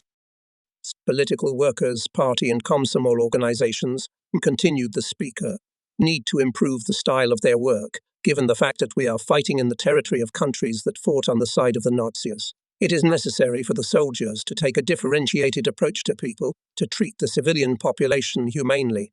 It is, of course, difficult because in the soul of every soldier there is hatred for the enemy. Certainly, one of the main directions in the party political work was the cultivation of the soldiers' burning hatred of the enemy, the exposure of the man-hating essence of fascism, the brigand character of Hitler's army. The division was advancing on the territory where at every step traces of unheard-of Hitlerite atrocities were visible: destroyed and scorched villages, corpses of Soviet people, captured soldiers, exhausted, hungry population. There was no need for long conversations here. With a brief remark or a few words addressed to the soldiers, we achieved a lot.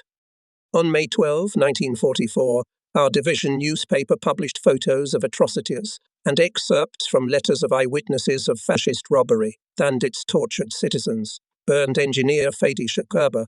2 children were thrown into a well, burned to the ground the villages of Borshevo and Ostrovets, where 250 people died, including 67-year-old Peter Markov. In Hungary, 16 corpses with traces of violence were found during the occupation of the Lord's Yard. The commission, created by the political department from doctors, officers of the political department and the division headquarters, established that all 16 Soviet prisoners of war were captured severely wounded. This is evidenced by the presence of bullet and shrapnel wounds in the corpses, bandaged with individual bags.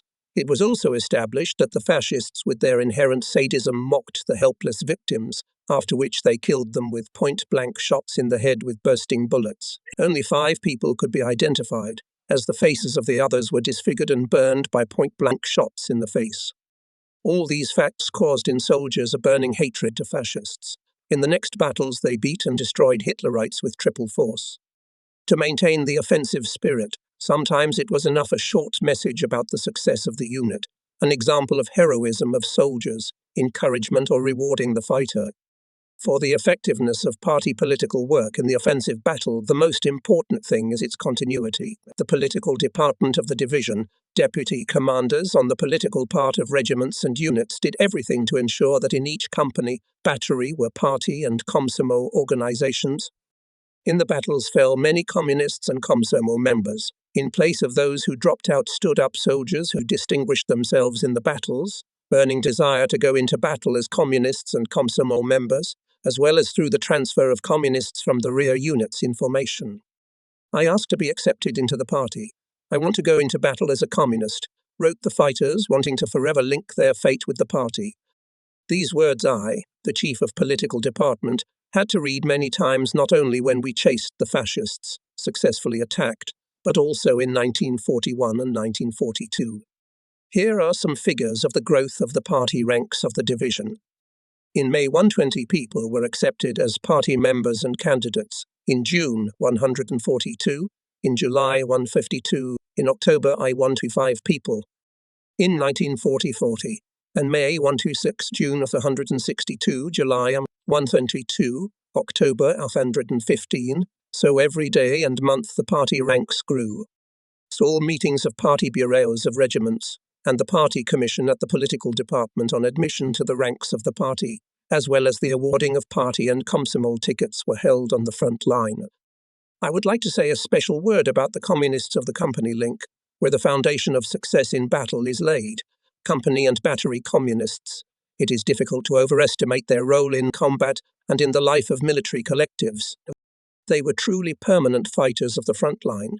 They had great opportunities to influence the soldiers and through them on the state of affairs in the unit. After all, they are always together with the soldiers in the trench, in the dugout, in the attack, in the defense, have the opportunity to observe the actions of the soldier in a variety of conditions, to influence him, thereby helping the commander to fulfill the combat task.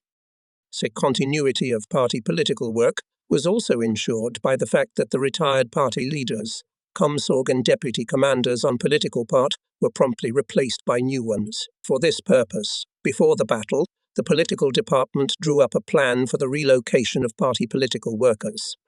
The political department created a reserve for this purpose. At the political department constantly worked 2-3-month courses to train party leaders of companies, battalions. Only in January 1944, 51 people passed through the courses. All of them were sent to work as partisans of battalions and companies. Most of them justified themselves in their work. Thus, the partagues of companies Kuznetsov, Sinchikhin, Matveyev, Nemchinov, Moraviev, and others acted well.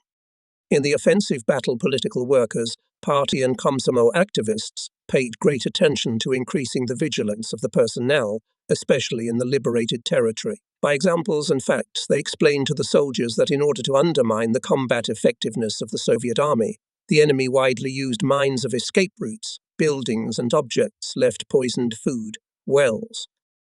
Practice has shown that only those political workers who are well prepared in military terms successfully solve the issues of political support of the battle, inspire, awaken courage, bravery, heroism, desire for decisive action in the fight against the enemy.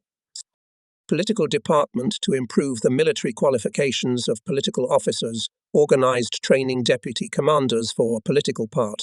Party leaders, Komsorg of regiments and battalions, took credits for military disciplines, knowledge of military regulations, which allowed them to better understand the situation in the battle, much better to conduct party political work in various types of combat. To give the soldiers more confidence in the strength of their weapons, we often held evenings on the eve of the offensive battle meetings of soldiers of different branches of the troops, infantrymen with artillerymen and tankers. These meetings were carefully prepared in advance. At them the soldiers shared their plans for the battle, agreed on cooperation in case of enemy counterattacks. Such meetings further strengthened the front friendship, military brotherhood, a sense of elbow of like-minded soldiers. In addition, the political department published a leaflet memo to the fighter in the offensive. In the units were issued wall newspapers and combat leaflets in which experienced soldiers gave advice on how to act in the attack. The work done positively affected the battle. We suffered fewer losses, successfully accomplished combat tasks. A big role in increasing the offensive impulse of soldiers played the press. The Central Army Division newspaper in defense of the motherland and other printed organs explained the goals and objectives of the war, revealed the sources of Soviet patriotism, told about the atrocities of the fascist army, educated soldiers in the spirit of hatred of the enemy and love for the motherland, promoted military skill and heroism of soldiers and Soviet people in the rear. In preparation for the offensive, we constantly organized loud readings of newspaper materials. This raised the morale of soldiers, helped to successfully beat the enemy, to crack the enemy defenses. Our division taught the soldiers to act suddenly, having broken into a settlement, not to move openly through the streets, because the enemy keeps them under the crosshairs, to break into the house in two. You and a grenade in front, you behind it. Taught how to hit the German tank Tiger.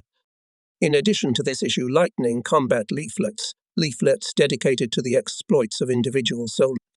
During the war, the editorial staff of the newspaper in defense of the motherland issued 612 issues with a total circulation of 743,000 copies, 20 leaflets dedicated to the exploits of soldiers. In its pages, 2342 authors spoke, 2511 military letters were published, the authors of which were 1255 soldiers and sergeants, 1176 officers. More than 7,000 combat leaflets were issued in the units. The staff of the editorial office and printing house of the division newspaper experienced all the hardships of the war. Sometimes the editorial office could hardly keep up with the division. Just when the printing house would turn around, the command would come again. "No to the cars," and the newspaper must be printed.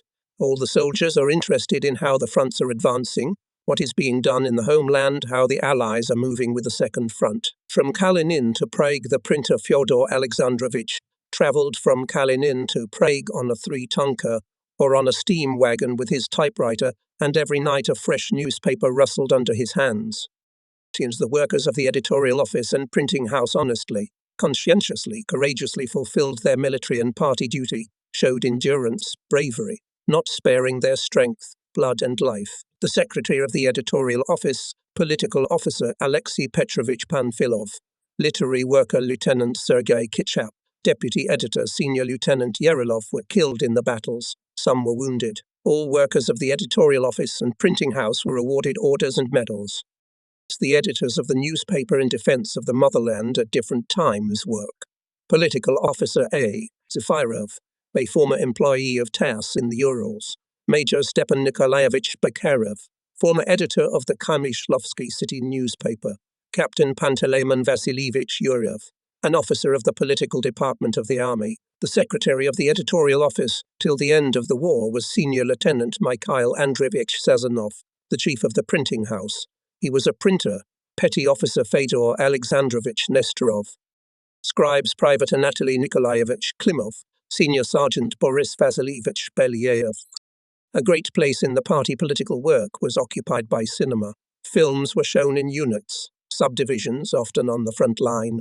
All this was organized by the permanent head of the club, Captain Yegor Pantelevich Shevchenko, film mechanic Garold Ernestovich Howard, film and radio mechanic Captain Mikhail Vasilievich Sinkin. Movies instilled in the soldiers the will to victory, awakened patriotism, courage, bravery, heroism. At the front for moral rest were necessary for movie comedies. Warriors, looking at the screen, heartily laughed. This relieved them of tension at least for a few minutes, made them forget the hardships of war. Agitation and propaganda. Educational work in the division was carried out not only by divisional, regimental, battalion political party workers, communists and Komsomol members, but we were helped by frontline, army political workers. Major writers visited us. Ilya Ehrenberg visited the division. Artists of Moscow theatres came. Concerts were held near the front line. Their repertoire always had a clear direction. They were Soviet patriotic songs, stories, poems of Soviet and Russian poets, fragments from plays. They spiritually enriched the soldiers, strengthened their faith in victory. Actively worked in our artistic amateur performances of the division and regiment's medical unit. Toilers of factories and fields came to us and talked to the soldiers whose help we always felt, receiving arms, ammunition, food. The party tied together all the people, and they lived with common concerns, a common goal to defeat the enemy.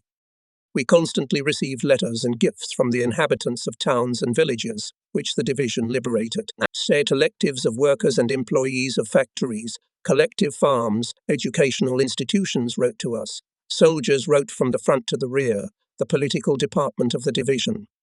Workers of the rear wrote that they undertook to give more weapons, ammunition, products to the front. In turn, the soldiers of the division swore to mercilessly exterminate Hitlerites, multiplying the revenge account, swore to fight until the complete defeat of fascism and return home with victory. Here are excerpts from some letters. In one battle, Lieutenant Nikola Nazarov distinguished himself for what he was awarded the Order of Red Star. With joy, he informed his teacher Evgenia Andreevna Syriakova about it. Nikolai swore to her to fight even more fiercely. Soon he received a reply. Evgenia Andreevna wrote, "Hello, courier, I congratulate you, my dear, with a government award. Infinitely glad for your fighting deeds. I apply all my knowledge and strength to educate Soviet children in the spirit of true patriots of the motherland, hatred for the worst enemies, fascist beasts. Don't worry about us. We step together with you, always with you." A letter from the residents of Kharkov. To the soldiers, officers, and generals of the 375th Kharkov Rifle Division. Your blood sanctified the land of our native Kharkov. Your self-sacrificing feats returned our freedom, life, and honor. Glory to you, eagles of the Soviet land. Glory to you, our liberators and defenders. In your hearts, love for your native people and hatred for the enemy. In your hands, a formidable and powerful weapon. The sun of victory illuminates the steel of your bayonets, the muzzles of your guns, the armor of your tanks. Mercilessly and accurately smash the enemy in the future.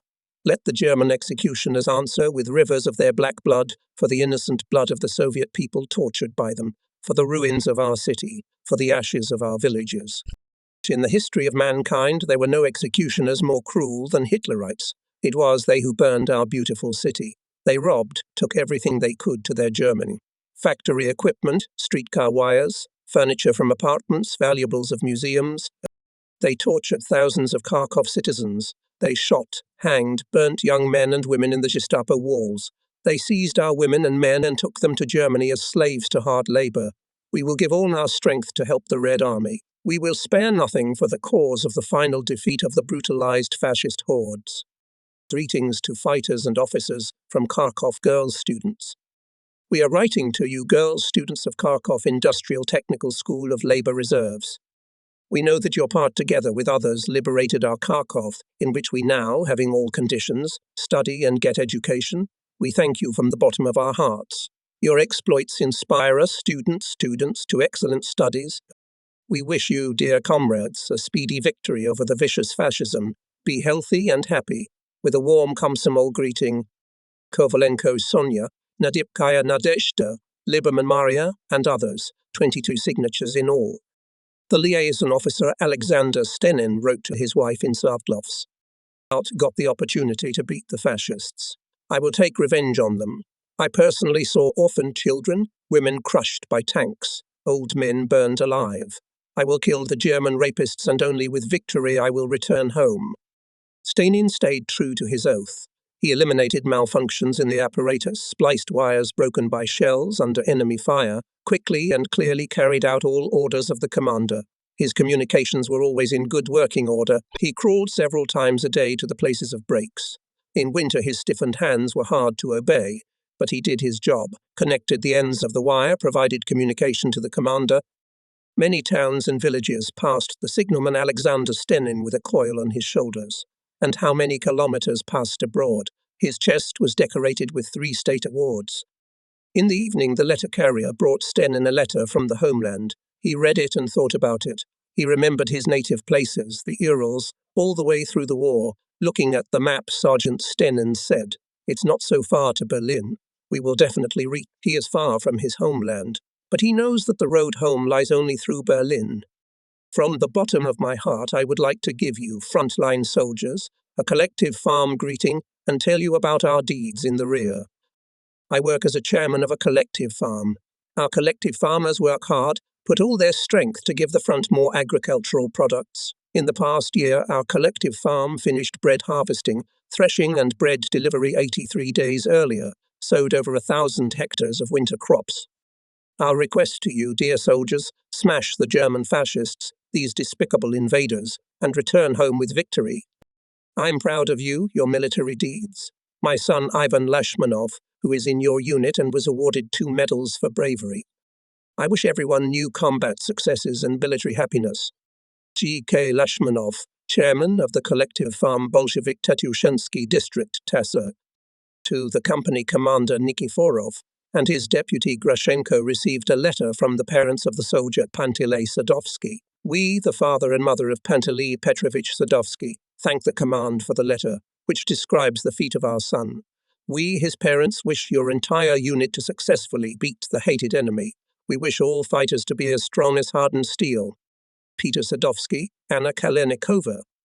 A lot of grief, anguish, and sufferings have known people of Moldavia. German and Romanian invaders, who treacherously invaded the Soviet Moldavia, flooded its lands with streams of blood and tears, trampled blossoming gardens and vineyards, burned fruitful fields, turned towns and villages into ruins. But the Moldavian people did not kneel before the hated enemy. Soldiers destroy fascist invaders, robbers, rapists. Secretary of the Central Committee I, Salagov, Chairman of the Council of People's Commissars E. Konstantinov, Chairman of the Supreme Soviet I, brought the flow of letters from the front to the rear and back from the rear to the front, increased every day. Political workers, agitators skillfully used them to increase the offensive impulse of soldiers, to educate hatred of fascist invaders, robbers, infanticide, to instill in soldiers love for the fatherland. These letters were read in units, in dugouts, trenches, in front of the ranks. They gave their positive results in battle. In 1944, when the territory of the Soviet Union was cleared of invaders and the fighting was transferred beyond the borders of the country, the education of new recruits called up from the areas liberated from occupation became especially acute. In addition, with the beginning of the liberation of European countries, special attention was paid to the education of soldiers of the division in the spirit of internationalism, explaining to the soldiers the policy of the Soviet Union in relation to the liberated countries. The goals of the Soviet Army's entry into the territory of this or that country were explained. It was said about the humane treatment of the civilian population. At the final stage of the war in party political work, the fight against manifestations of complacency, carelessness, and weakening of vigilance became important. The question arose of the need to continuously improve the fighting skills of soldiers, to strengthen the discipline and morale of soldiers, to maintain a high offensive high ideal, passionate and truthful our party agitation inspired the soldiers, called them to exploits. So the party political work covered all links of the military organism with the party influence. It was closely linked to specific combat tasks, contributed to the growth of political consciousness of soldiers, their military skill, mass heroism. In the third period of the war, party political work was carried out under the slogan "Defeat the fascist invaders in their own lair," to free the peoples of Europe from fascism. In modern combat under conditions of possible use of nuclear weapons by the enemy, the importance of morale of soldiers, their conviction in the righteousness of their cause, cohesion, mutual assistance, friendship, discipline, and fortitude will undoubtedly become even higher. This places high demands on political and educational work to ensure any battle. It is impossible in a short story to tell about all forms and methods of the gigantic party political work carried out during the years of war in the division. I wrote only about a small part of it. I did not write about the negative facts, about the underestimation of the importance and role of political educational work by individual commanders. If I touched on this issue, I will give some examples. The main part of the command staff in the division well and deeply understood the importance of political and educational work among the personnel and the role of the moral factor in solving combat tasks. They took an active part in conducting political educational work. At the same time, it is bitter to note that among the command staff were accidentally got to high positions rude and soldierophobes. One example is preserved in my front notebook. In July 1944, the commander of the 932nd Artillery Regiment, Lieutenant Colonel Mikhail Efimovich Dyje, a communist since 1943, came to the 7th Battery of his regiment. The communist officer, standing at attention, reported, "Comrade Lieutenant Colonel, the battery is having a political training. The lesson is conducted by me, Senior Lieutenant Karitonov." Dyje, instead of saying hello to the soldiers and the head of the class, shouted in the mat, "You are not a political worker, but a line commander, less engaged in Alleluia, more business." July 13, at a meeting of officers of the regiment, he said, "You do a lot of meetings, briefings, conversations. Stop all that." Singer was in constant conflict with his deputy on political part and the part Turgome of the regiment. In October, he was relieved of command of the regiment. Another example.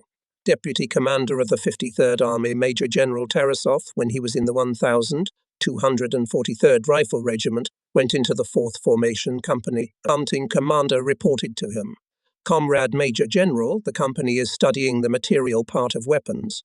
3 men are at the seminar of editors of combat leaflets." Tarasov rudely interrupted him and said, "No seminars. If you let anyone else go to any seminars, I'll beat your face and send you to the punishment company." And he hit the company commander several times with a stick he always carried with him, and added, "That's for the seminar." But were only Singer and Tarasov like that? Unfortunately, there were many such oafs and rude men in the army ranks, some of whom I met more than once in the 53rd Army. Of course, a commander must be demanding and strict, but demanding has nothing to do with rudeness and boorishness.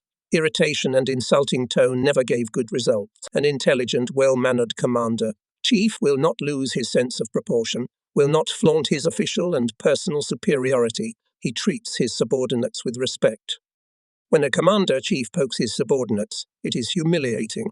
From such subordinates try to stay away. Swaggering tone, rudeness leads to loss of respect and authority among subordinates. The main figure of agitation and mass work were staff and non-staff propagandists and agitators. Agitator, communist Komsomolets, was respected by all people. He went ahead in the attack, and in the moments of calm was always in the circle of fighters. He told about the distinguished soldiers, read letters received from the rear, told about the situation on other fronts, and did not avoid the question that worried all the soldiers. When will the second front be opened? I, too, during almost every speech before the soldiers, had to hear this question. For 3 years, the ruling circles of the United States and England delayed the fulfillment of their Allied obligation, and landed in France only when it became clear that the Soviet Union is able to defeat the Nazi army alone and force the surrender of Hitler's state. However, the opening of the Second Front, which we had expected in 1942-1943, now we were not relieved. The Germans' also large forces resisted us. The fighters, though, asked a legitimate question about the Second Front, but they counted on their own forces in the fight against the Nazis. Political department and party organizations of the division raised 100 passionate agitators. With their help, we carried out in units a great work on moral, psychological, political education of soldiers. Their fiery words and personal selflessness, bravery in battle were a powerful lever for rallying the Red Army masses, the relentless rise of the offensive impulse. Warriors agitators, tirelessly, skillfully working in departments, platoons and companies under the guidance of deputy commanders for political party and Komsomol organizations, made remarkable, heroic deeds. In his May Day Order No. 70, the Supreme Commander-in-Chief wrote, "Our tasks cannot be limited to expelling enemy troops from the confines of our homeland. German troops now resemble a wounded beast, which is forced to crawl away to the borders of its Germany in order to heal its wounds. But a wounded beast that has gone to its den does not cease to be a dangerous beast. To save our country and the countries allied with us from the danger of enslavement, it is necessary to pursue the wounded German beast on its heels and finish it off in its own den. During the battle, to find an opportunity to communicate with the soldiers, to bring to everyone the content of the order of the Supreme Commander-in-Chief, to ignite in their hearts the flame of holy hatred of the enemy. Great and mighty power has a truthful word agitator, beautifully expressed the role of the word Vladimir Mayakovsky, writing, words E, the commander of human strength. Especially great is the role of the agitator in the period of offensive battle. Passionate and exciting word unites the soldiers, instills in them vigor and confidence in their abilities. Continuity. One of the essential conditions for good propaganda work during the battle. In ensuring its great role is played by grassroots agitators who are constantly in the fighting order. It is only necessary to lead them in a timely and regular manner, to target them on this great deed in regiments and battalions were led by deputy commanders for political party leaders and agitators of rifle regiments. You can't tell about everything. You can't name all agitators propagandists. You can write a lot about each of them. I will limit myself only to a few lines about the agitator of the 1245th Rifle Regiment, Captain Morozov, and name some grassroots agitators. With Evgeny Mikhailovich Morozov, we were the same age. Before the war, he worked as a director of a secondary school in Sverdlovsk. He was a very calm, unhurried, and judicious man. When he was in units, he didn't go on the attack, but his presence on the front line was extremely useful. He influenced the soldiers with his behavior, steadfastness, optimism. In any case, he put all his soul, talent, organizer, and propagandist. Captain Morozov spent most of his time in battalions, companies, platoons. At the command post or at the regimental headquarters, he appeared only at the call of the regiment's deputy politician, to compile political reports to the chief of the political department, to conduct regimental events, or to discuss issues related to the upcoming battles. Being in the units, he sought first of all to ensure a high moral and political state of soldiers and commanders, doing what depends on the success of the fulfillment of orders of the command. In his field of vision was the food of personnel and the state of weapons, and the organization of political work in companies, platoons, departments. In moments of calm, usually at night, Morozov gathered grassroots agitators in one or the other battalion or companies and instructed them. So the captain told them in detail about the tasks that were to be performed by the soldiers, advised them how to build agitation work, on what first of all to draw the attention of soldiers. He told about everything significant that today was happening in the country, on the battlefield, i.e. attracting everything that can inspire and raise confidence in victory. Speaking about the forms and methods of work agitator, Morozov emphasized the importance of helping his commander in the education of friendship and camaraderie. Evgeny Mikhailovich, along with personal work with agitators, led them and through the commanders of companies and platoon. He steadily achieved efficiency, effectiveness and continuity of agitation in the course of the battle. At his briefing before the night battle for Novogrigorievka were present Andrei Ivanov, Murat Aliyev, Sergei Goncharov and agitator Ivanov, when he returned to his squad, told the soldiers about the order of the Supreme Commander-in-Chief and how the machine gun crew of the 1243rd Rifle Regiment of Sergeant Arshinov came in the flank of the counter-attacking Germans, opened fire and thwarted their counter-attack. When two fascists crawled out of the enemy tank hit by the artillerymen, Arshinov killed them with machine gun fire. For initiative and heroism, he was awarded the order. Lying in the chain, agitator Goncharov passed a note, where he wrote, "Today, for Novogrigorievka heroically fought Komsomolets Ivan Semenov. He killed 4 fascists with the fire of his machine gun. Ivan is a participant of fights for Kharkov. He was wounded. Beat the fascists as Ivan Semyonov did." Agitator Boris Vasiliev, with a sheet of lightning, transmitted a message about the heroic death of Komsomol member Ivan Kuzy. This news caused the fighters a surge of hatred for the enemy and raised their morale.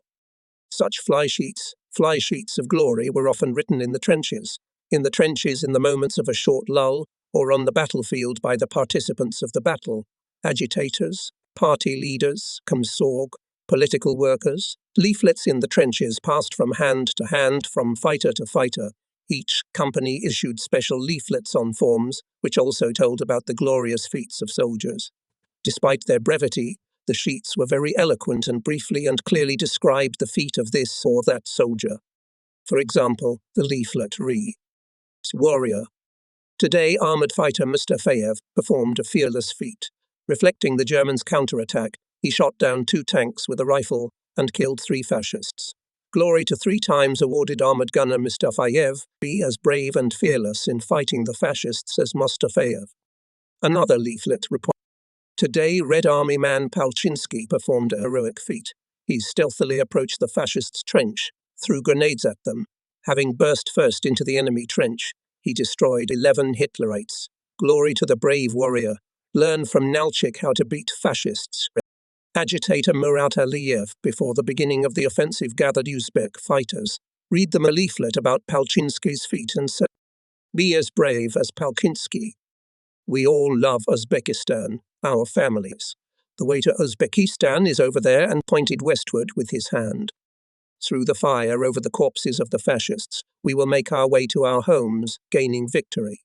Murat preferred to convince his fellow countrymen by personal example. Ahead was a height where the Nazis were defending. It had to be taken. Aliyev was the first to attack and dragged his fellow countrymen after him. The platoon was pressed to the ground by enemy fire on the approaches to the height. "To delay here means to perish," shouted Aliyev, and rushed forward with the cry "Hurrah!" Everyone came up after him, and the platoon gained the height. Aliyev noticed that 3 Hitlerites attacked the wounded Polyakov. He killed 2 fascists. The 3rd Hitlerite raised the buttstock over Aliyev's head and wanted to hit him from behind, but the Ukrainian Komenko killed this fascist with fire. The division newspaper in defense of the motherland wrote about this feat of the agitator. Feats of soldiers of the division were systematically popularized on its pages.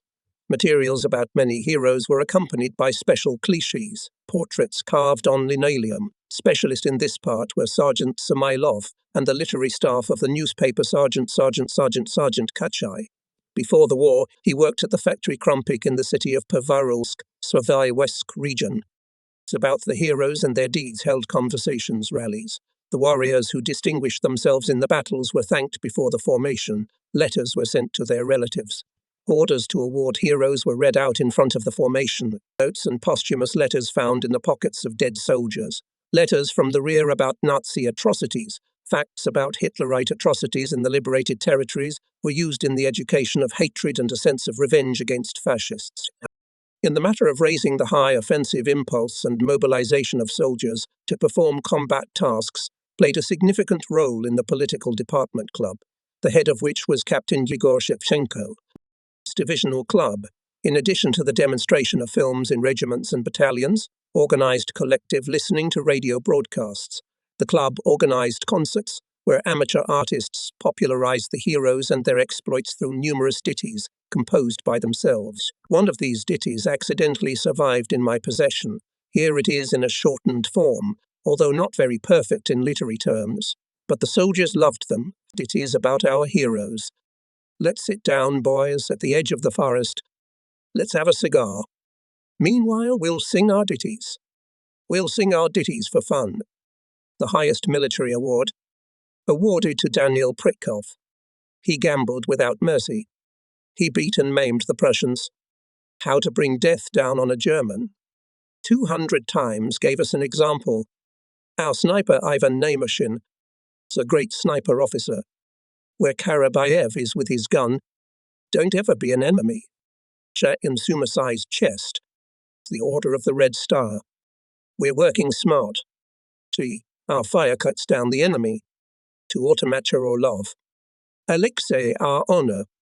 Kalyushin gave the Krauts the heat. He killed 100 bastards.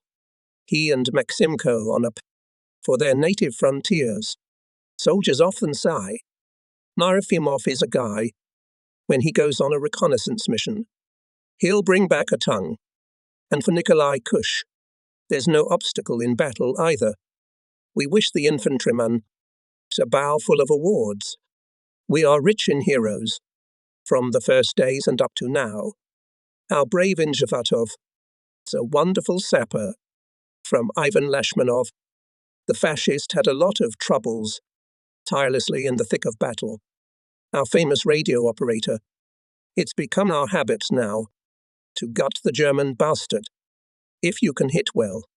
All weapons are good. We have at the ready a bayonet, a grenade, a machine gun. We can fight in battle to give the fascist checkmate. With our fearsome machine gun, we fearlessly go into battle. With the support of the mortar, it's not the first time we've beaten a German.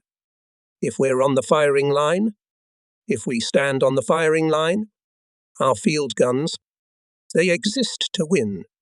Following the attackers, you can't win a battle without a strong mobile rear. Uninterrupted work of the rear contributed to the overall success of the battle. Rear units of the division, no matter how the situation, always tried to provide everything necessary for each soldier. After all, it is necessary to organize food for the soldiers every day, and 3 times a day directly in the fighting order, often during the battle and under enemy fire. Therefore, there was often a situation when it was impossible to deliver food in time to the soldier leading the battle. For such cases, a soldier must have an inviolable reserve, NZ. To fight, you need a sufficient amount of ammunition, shells, mines. For a soldier to fight well, he must be well dressed and footwear.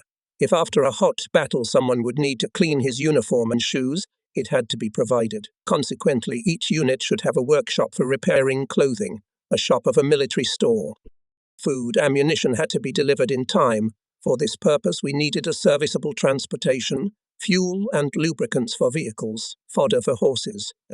The war means numerous wounded. It is necessary to render them timely medical aid, which requires medical equipment, dressing materials and medicines. Soldiers and officers timely washed in the bath and received clean underwear. Outer clothing was disinfected. This required precise work of the bath and laundry unit. The rear is a truly immense sphere of action on the relentless care of soldiers. From the level of provision of units and subdivisions with everything necessary for combat depends on the successful solution of combat tasks. The role of the rear in the defeat of the fascist invaders is difficult to overestimate. All this imposed great responsibility, required courage, bravery, determination, organizational skills from everyone, starting from the cook and petty officer of the company, battery to the deputy commander of the division for logistics, who fully committed himself to the cause of supplying the division with everything necessary for victory. He came to division commander for logistics during the war years, Major Stepan Fedorovich Sumasenko, Lieutenant Colonel Mikhail Grigorievich Shubin, Major Nikolai Alexandrovich Polygalov. It was on their work in no small measure depended fruitful activity of all links of rear services.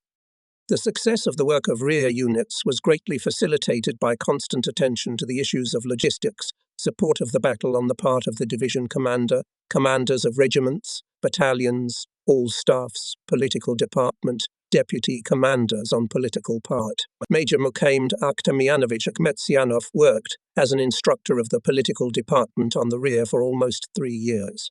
The chief of medical service of the division for the last 3 years was Major Vasily Vasilevich Sheludev. Major Polygalov, since the formation of the division, passed all stages of economic work. starting from the commander of the economic platoon of the battalion to the deputy commander of the division for logistics. He fully mastered the art of economic management and knew the intricacies of this service. His remarkable organizational skills allowed him to ensure the combat operations of the division in difficult combat condition. He was able to keep his composure and energy in the most difficult days. After the war, Reserve Colonel Nikolai Alexandrovich Polygalov held senior positions in large supply organizations in Sverdlovsk. He took an active part in military patriotic work, was deputy chairman of the Presidium of the Council of Veterans of the 375th Ural Rifle Division. Soldiers, sergeants and officers of the economic service showed wonders of bravery, courage. Behind each of them are bright military feats. Once after dressing, came out of a large dressing room of the infirmary soldier Ivan Sidorov and noticed that came up a semi-truck. A petty officer jumped out of the cab, ran to the emergency room. He came back with orderlies and stretchers. Some woman was carefully unloaded from the back of the truck. Soldier Sidorov approached the driver and asked, "Who is she? Where from?" "From the PA," he answered the driver. "They put her there for me." "And what is this thing? PA?" Ivan was surprised. "You infantry," replied the chauffeur with a grin. "Do they bring you loaves of bread from Moscow? This is a field bakery. It's called Pakhom." "What's wrong with her? Wounded?" The chauffeur was fed up with the soldier's questions. He spit through the cab door and muttered, "Well, why are you bothering? I don't know myself who she is and what's wrong with her." To the warehouse of the divisional bakery are continuously approaching the wagons, cars. Bread is sent to the units and subdivisions. And how much does it mean for a soldier, fragrant bread? It is not only calories and strength, it is a living reminder of the bread field, of home, of all that he protects. Puffy browned loaves turn out at the baker Boris Danilovich Lugansky. A lot depends on the head of the bakery, Senior Lieutenant Nikolai Ivanovich Popov, a warm-hearted, charming man, brave, courageous warrior, a specialist in baking. He always tried to make sure that the bakery kept up with the advancing units. On October 27, 1944, the Germans counterattacked our units with large forces. Fierce fighting ensued. In spite of heavy losses, the enemy was trying to connect with its grouping in the eastern part of Hungary, and he managed to squeeze our units and occupy several settlements that we had just liberated, including the town of Piriam. On the left flank, the Germans entered the area of rear units of the division, where our field bakery was located.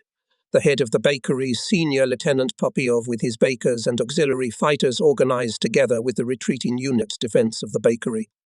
The personnel, fighting with superior enemy forces, showed exceptional courage and perseverance.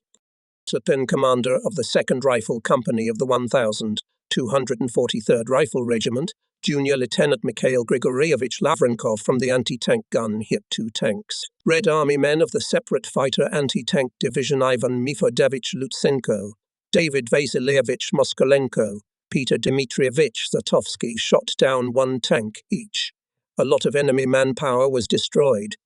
Shirking the enemy attacks, in hand-to-hand combat died the head of the bakery, Senior Lieutenant Nikolai Ivanovich Popov.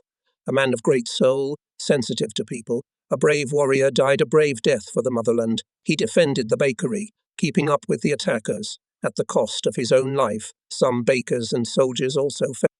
On the western bank of the Morava River fought soldiers of the 1,241st Rifle Regiment.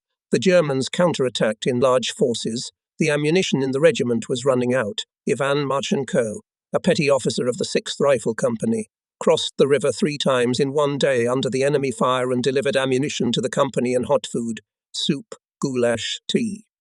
When the Germans went into another counterattack, petty officer Ivan Yakovlevich, together with the men of the company, repelled the counterattack. The company repulsed 5 counterattacks. Marchenko laid down many fascists with a machine gun, and one of them was strangled in a hand-to-hand fight. The enemy leaked on the right flank of the company. An enemy mine put out of action a machine gun. Petty officer Ivan Yakovlevich Marchenko, under the enemy's fire, got to the machine gun, lay down and began to crush the counter-attacking fascists. The counter-attack was repulsed. Semyon Yermakov, the cook of the 1st Battalion of the 1,241st Infantry Regiment, under enemy fire, crossed the Dnieper River 3 times during the day and delivered hot food to the company in thermoses. friends together with soldiers of the company participated in reflection of counterattacks of enemy soldiers. Many of them were killed with a machine gun. By order of the commander, the division, having made a march through cities and villages of Czechoslovakia, concentrated in the town of Dyje on the river Vltava in 32 kilometers from Prague. From Kalinin and Rzev, through the Arc of Fire and the Dnieper, the war brought the 375th to Prague. We defeated a strong enemy. The Vltava River, in its peaceful banks, waves splash quietly. She, the beauty, carries its waters majestically and calmly.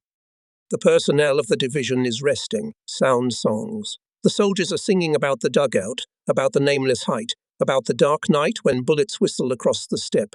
They sing not with their voices, but with their hearts and souls.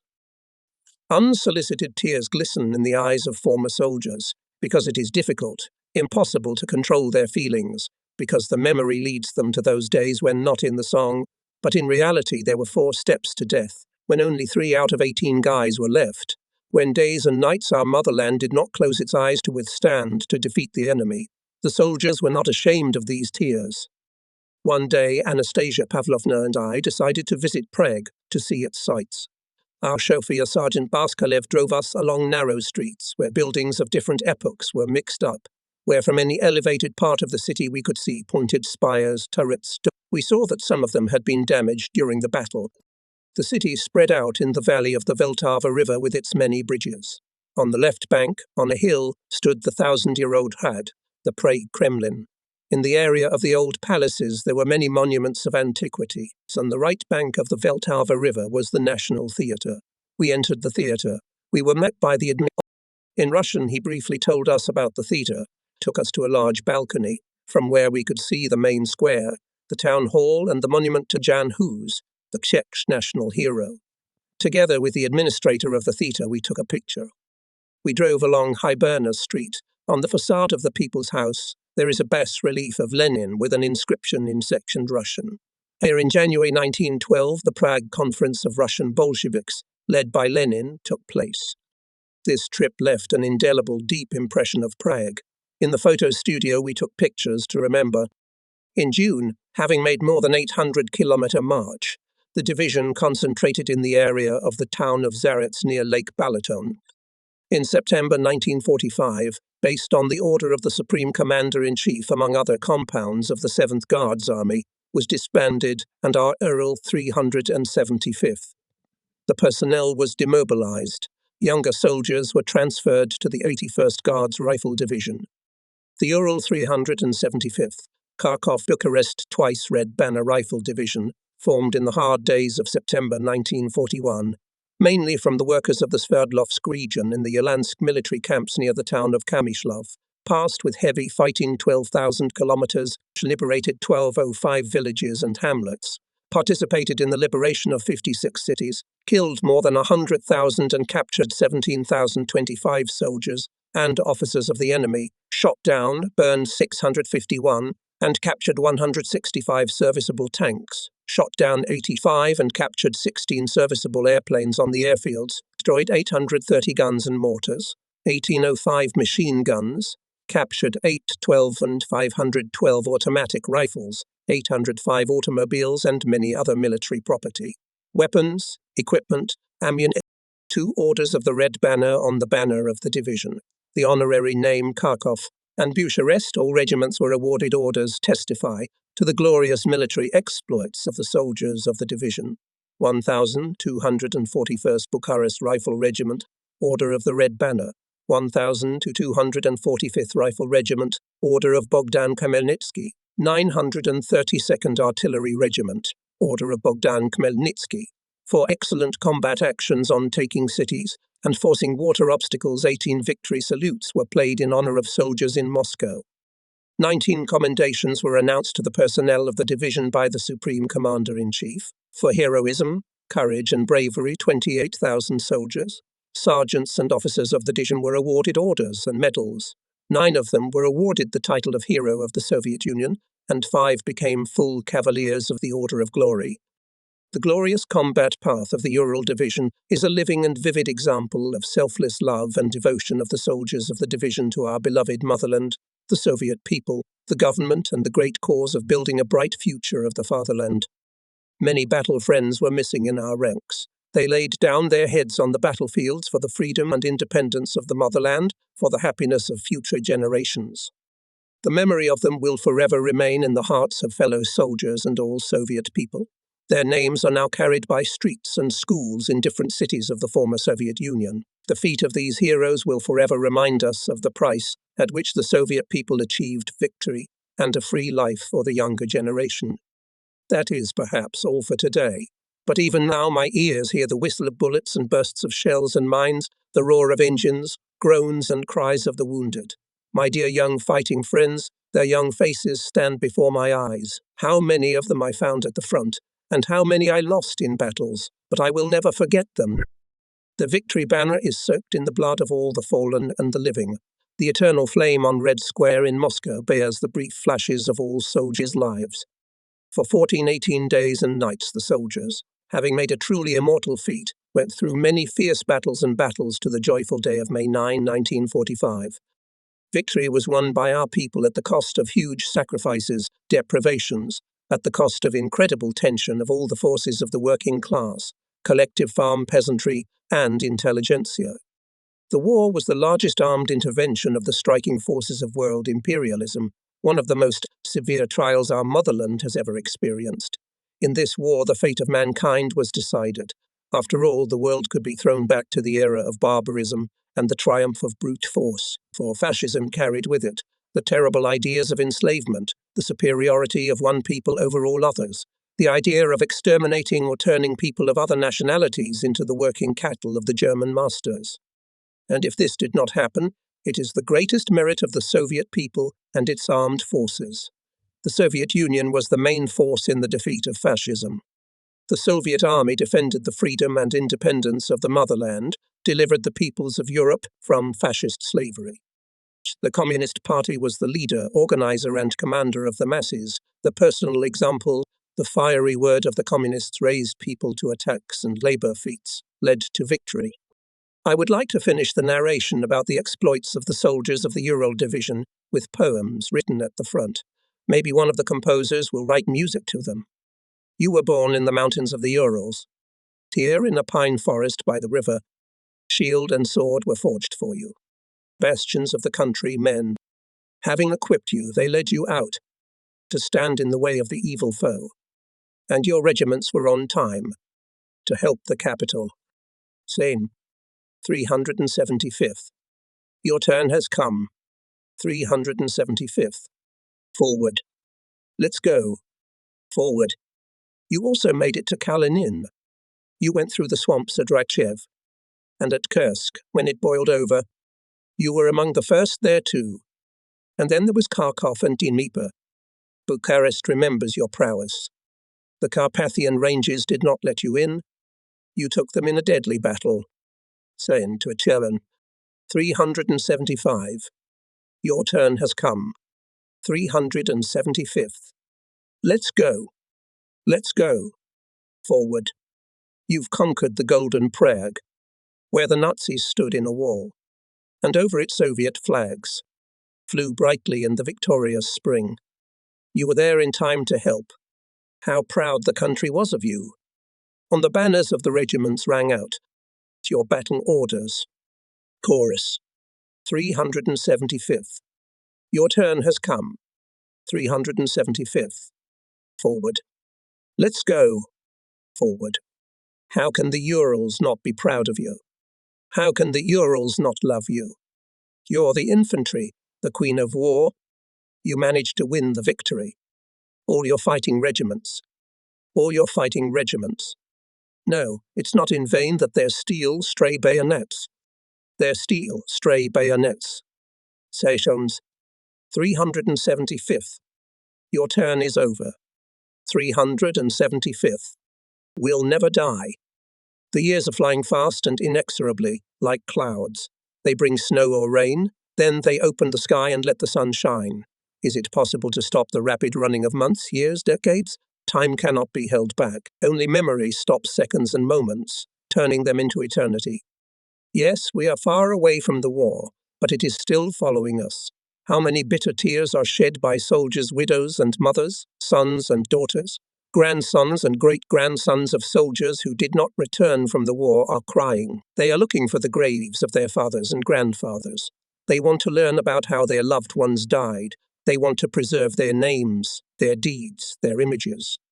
1961. In Sverdlovsk, in the hall of the District House of Officers of the Ural Military District, hung with battle paintings and portraits of military leaders, gathered veterans of the Ural 375th, Kharkov Bucharest Twice Red Banner Rifle Division, my fellow soldiers. Once again, as if it was yesterday, I remember day by day the path of our division, which ran from the small river Pishma to the beautiful Vltava in Czechoslovakia.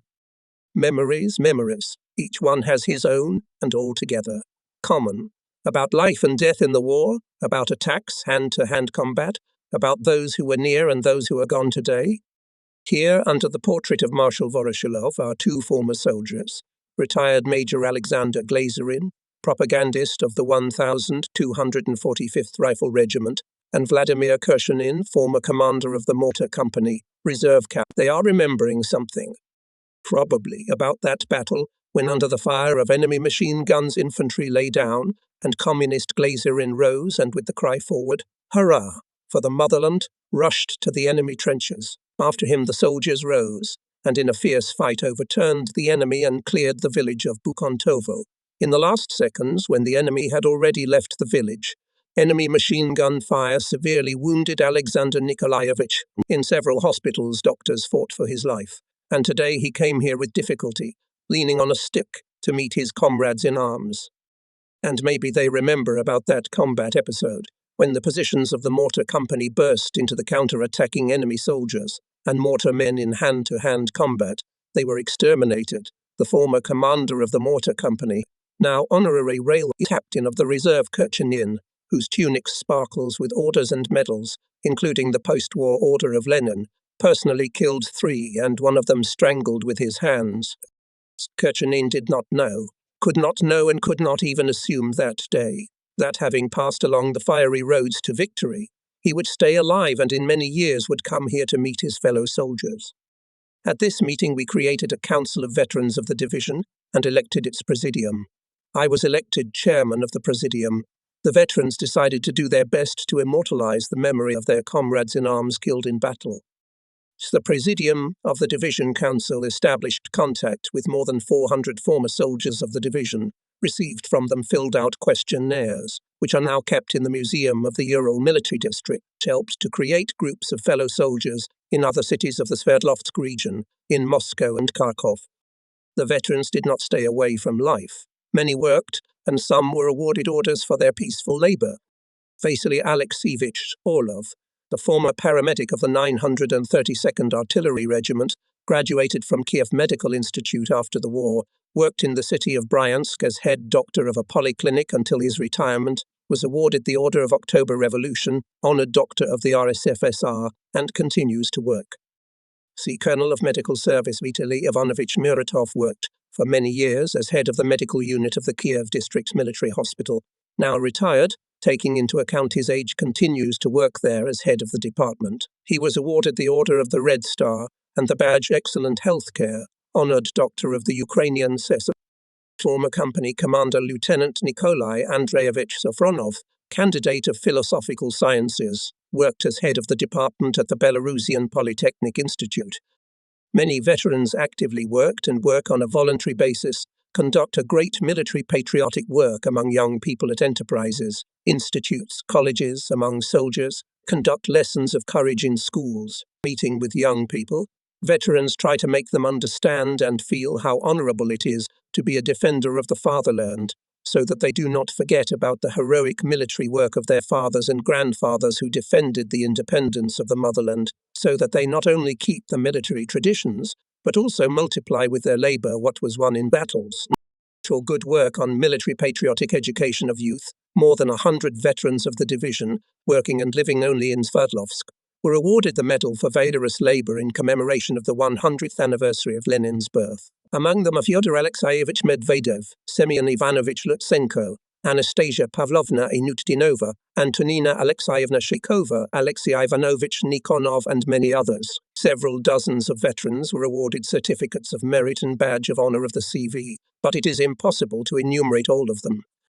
On the initiative, and with the participation of veterans, were held many trips to the places of battles of the division.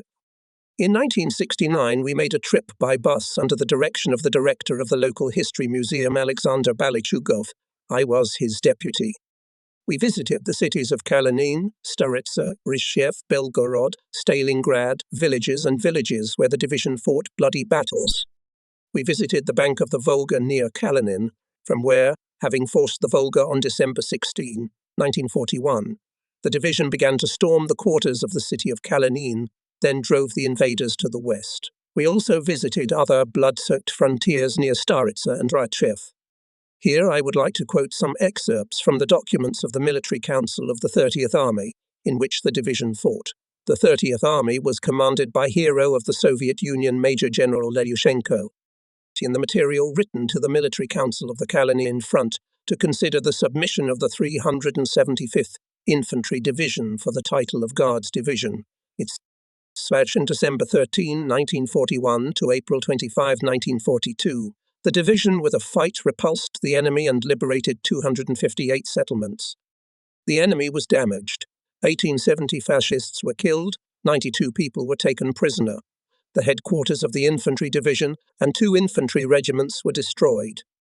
Destroyed 125 dugouts and 38 pillboxes, 359 machine gun points, 1 heavy battery, 11 batteries of 105mm and 75mm guns, 68 mortar batteries, smashed 85 individual guns, 28 mortars, shot down 4 bombers, destroyed 21 NPs, 60 vehicles, 102 wagons with cargo and war material, 4 tanks, 15 tankets, 3 airplanes, 2 regimental banners, 10 machine guns, 334 machine guns, 94 vehicles, 1354 rifles and machine guns, 85 guns, 9 mortars, 167 trucks, 40 cars, 25 special vehicles, 5 staff buses, 28 motorcycles, 92 bicycles, 104 horses, 97 wagons, 4 kitchens, 16 radios, tractor, all-terrain vehicle, a lot of other military property and ammunition equipment, presented to the award of 500 people.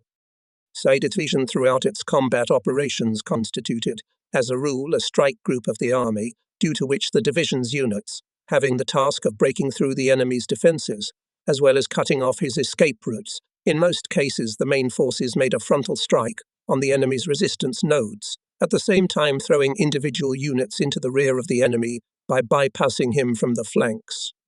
During December, the division conducted its combat operations mainly along the Staritsa highway and in the adjacent settlement.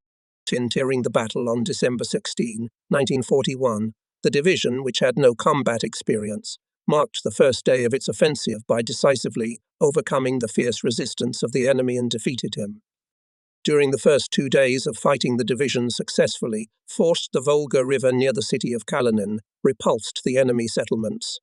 Krasnoye, Shulgino, Dushevkino, Danilovskoye, State Farm, Bolshevik, Shalakovo, Dmitrovskoye, Oparino, etc., forced the enemy to retreat 16-20 kilometers from the city of Kalinin.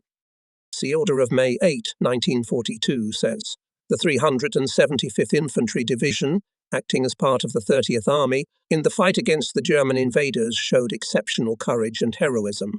The Military Council of the 30th Army especially notes the exceptional merits of all the personnel of the division during the period of particularly intense battles of the army, where the 375th Infantry Division played a leading role and more than once turned the fascist hordes into panic flight. We visited the mass graves where our comrades in arms are buried. We bowed, poured out a handful of Ural earth, and took the blood-soaked earth from these graves for eternal storage. In military committees, we took lists of our comrades in arms buried in mass graves. In 1969, making a trip with us to the places of battles of the division, Yuri Melidin found the grave of his father, a soldier of our division who died in 1942 in the battles near Raj. A few minutes in silence, kneeling down, Yuri stood at the mass grave where the name of the most dear to him, his father, is carved on the obelisk. What was Yuri Valerianovich thinking about in those moments? Of course, about always being worthy of the glory of the hero's frontline soldiers, to be like his father was. Yuri Valerianovich Meladin is faithful to his duty, his Talenin citizens, Rozhevtians, Starokhans highly appreciate and deeply honor the memory of the feats of the Ural soldiers of the 375th Infantry Division. Almost in every village and town there are monuments built, which the inhabitants take care of with great warmth. In the center of the city of Kalinin at the monument to Lenin is buried our division commander Major General Nikolai Alexandrovich Sokolov. His name is one of the streets of the city of Rachiev.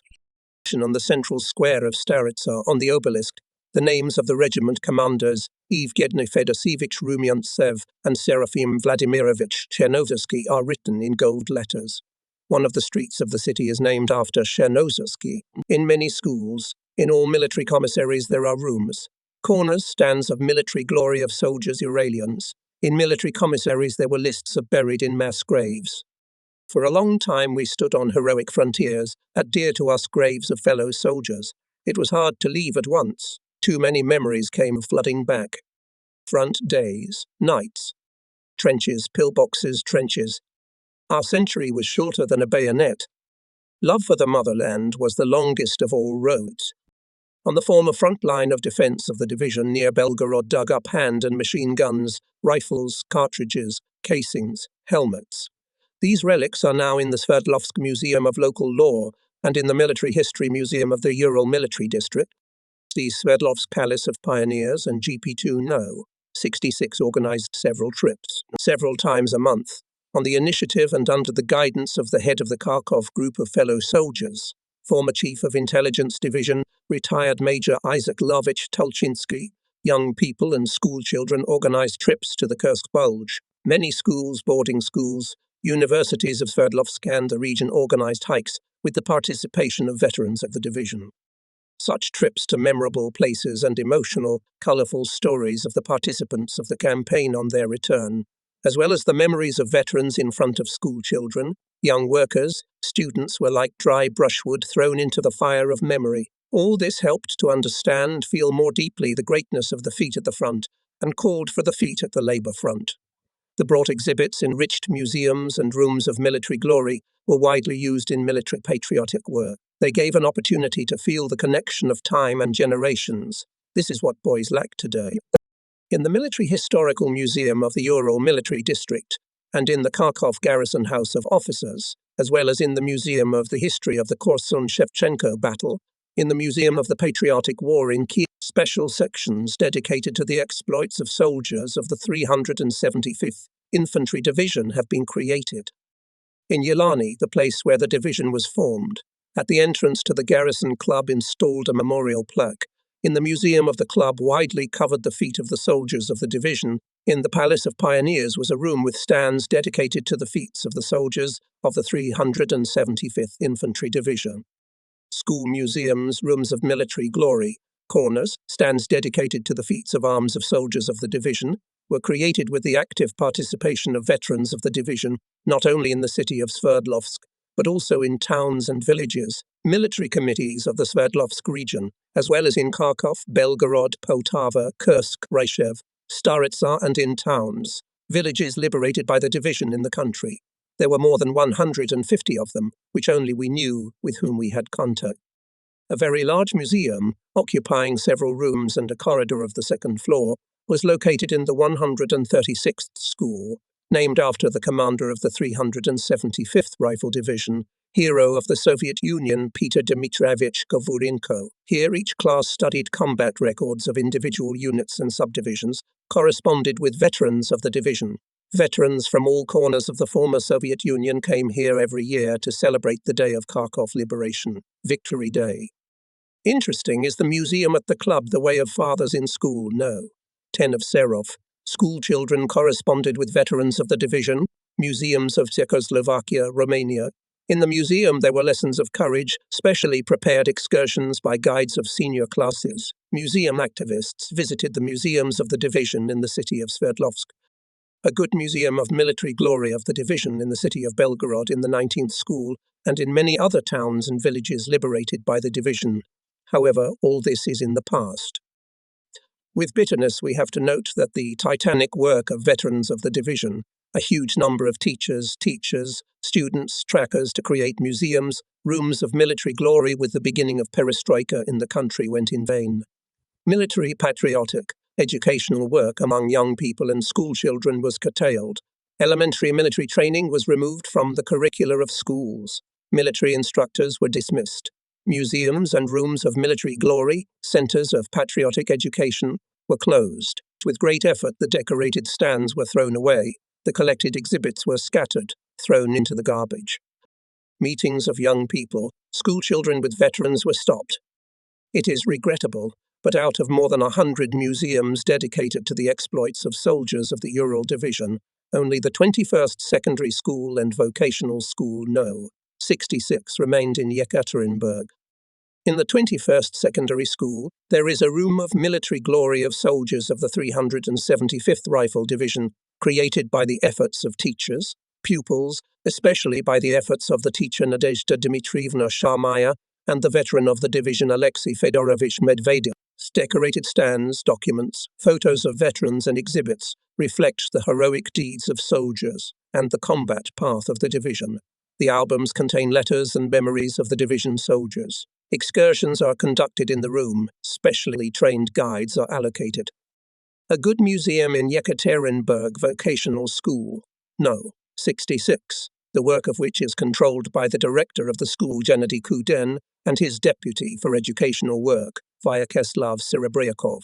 Almost all the equipment is made by children's hands. In the glass showcases there are photos, schemes, a lot of finds from the battlefields, collected during trips to the places of battles of the division, things of veterans of the division, uniforms with order bars. On the tables are copies of memories of veterans of the battles. Saving on the education of young people in the spirit of patriotism is now costing the state dearly. Year by year, more and more guys who have no idea about the army service do not know simple things, often unable to understand what the officers want from them, many with low general education level. Drug addicts, toxic addicts, former criminals who came out of prisons come to the army. They establish their own prison order in the unit's Stadovshchina. After all, in the army before the perestroika period, they had no idea what hazing was. If before perestroika mothers were proud that their sons were serving in the army, now drafted youth and their parents are looking for any possible loopholes to evade military service. The number of evaders is increasing. Conscripted soldiers are deserting the army by the thousands. The situation in the officer corps is even more alarming. Among the officers there are people who've lost their honor and sense of duty. Thousands of young, full of creative energy officers are leaving the armed forces, and although there are still people devoted to the army, but they work without sufficient material support for the army, on enthusiasm alone, relying only on their own strength, knowledge and professionalism. Our officials at the top do not want to take into account what the army has done and is doing now. After all, it is only thanks to the army that our sky is still peaceful. But the time in which we live makes more and more serious demands to the defenders of the motherland. The policy of the US ruling circles and their henchmen is becoming more malicious. American and British airplanes are bombing Iraq. On March 24-5, 1999, NATO, led by the USA, unleashed military aggression against Yugoslavia. Today they bomb Yugoslavia, and tomorrow they may bomb Russia in principle. With the collapse of the Soviet Union, the US, its allies, do not consider Russia. NATO seeks to get closer to Russia's borders. With the admission of Poland, the Czech Republic and Hungary to NATO, NATO is already at our borders. This means that from now on, NATO tactical aviation from the territory of Poland will be able to reach major Russian cities. All this insistently dictates the need to improve Russia's security. It is necessary to strengthen the army and navy, to raise the military-industrial complex. They will reckon with us only when we are strong. Only then our calls for peace will be heard by them. We need to keep our gunpowder dry, and it will be dry when the defense shell will be filled with good personnel, prepared morally and physically in military terms. Soldiers and officers will have the latest military equipment in their hands. The motherland believes not only in the filial devotion of soldiers, but also in their diligence, intelligence, ability to quickly grasp all the wisdom of military science. And the government needs to turn its face to the army. For the preservation of peace, against the military threat must be fought today, before the war begins. No, for the advocates of violence. The lessons of time do not last. They are still Sure. A big and tasty pie. Walking.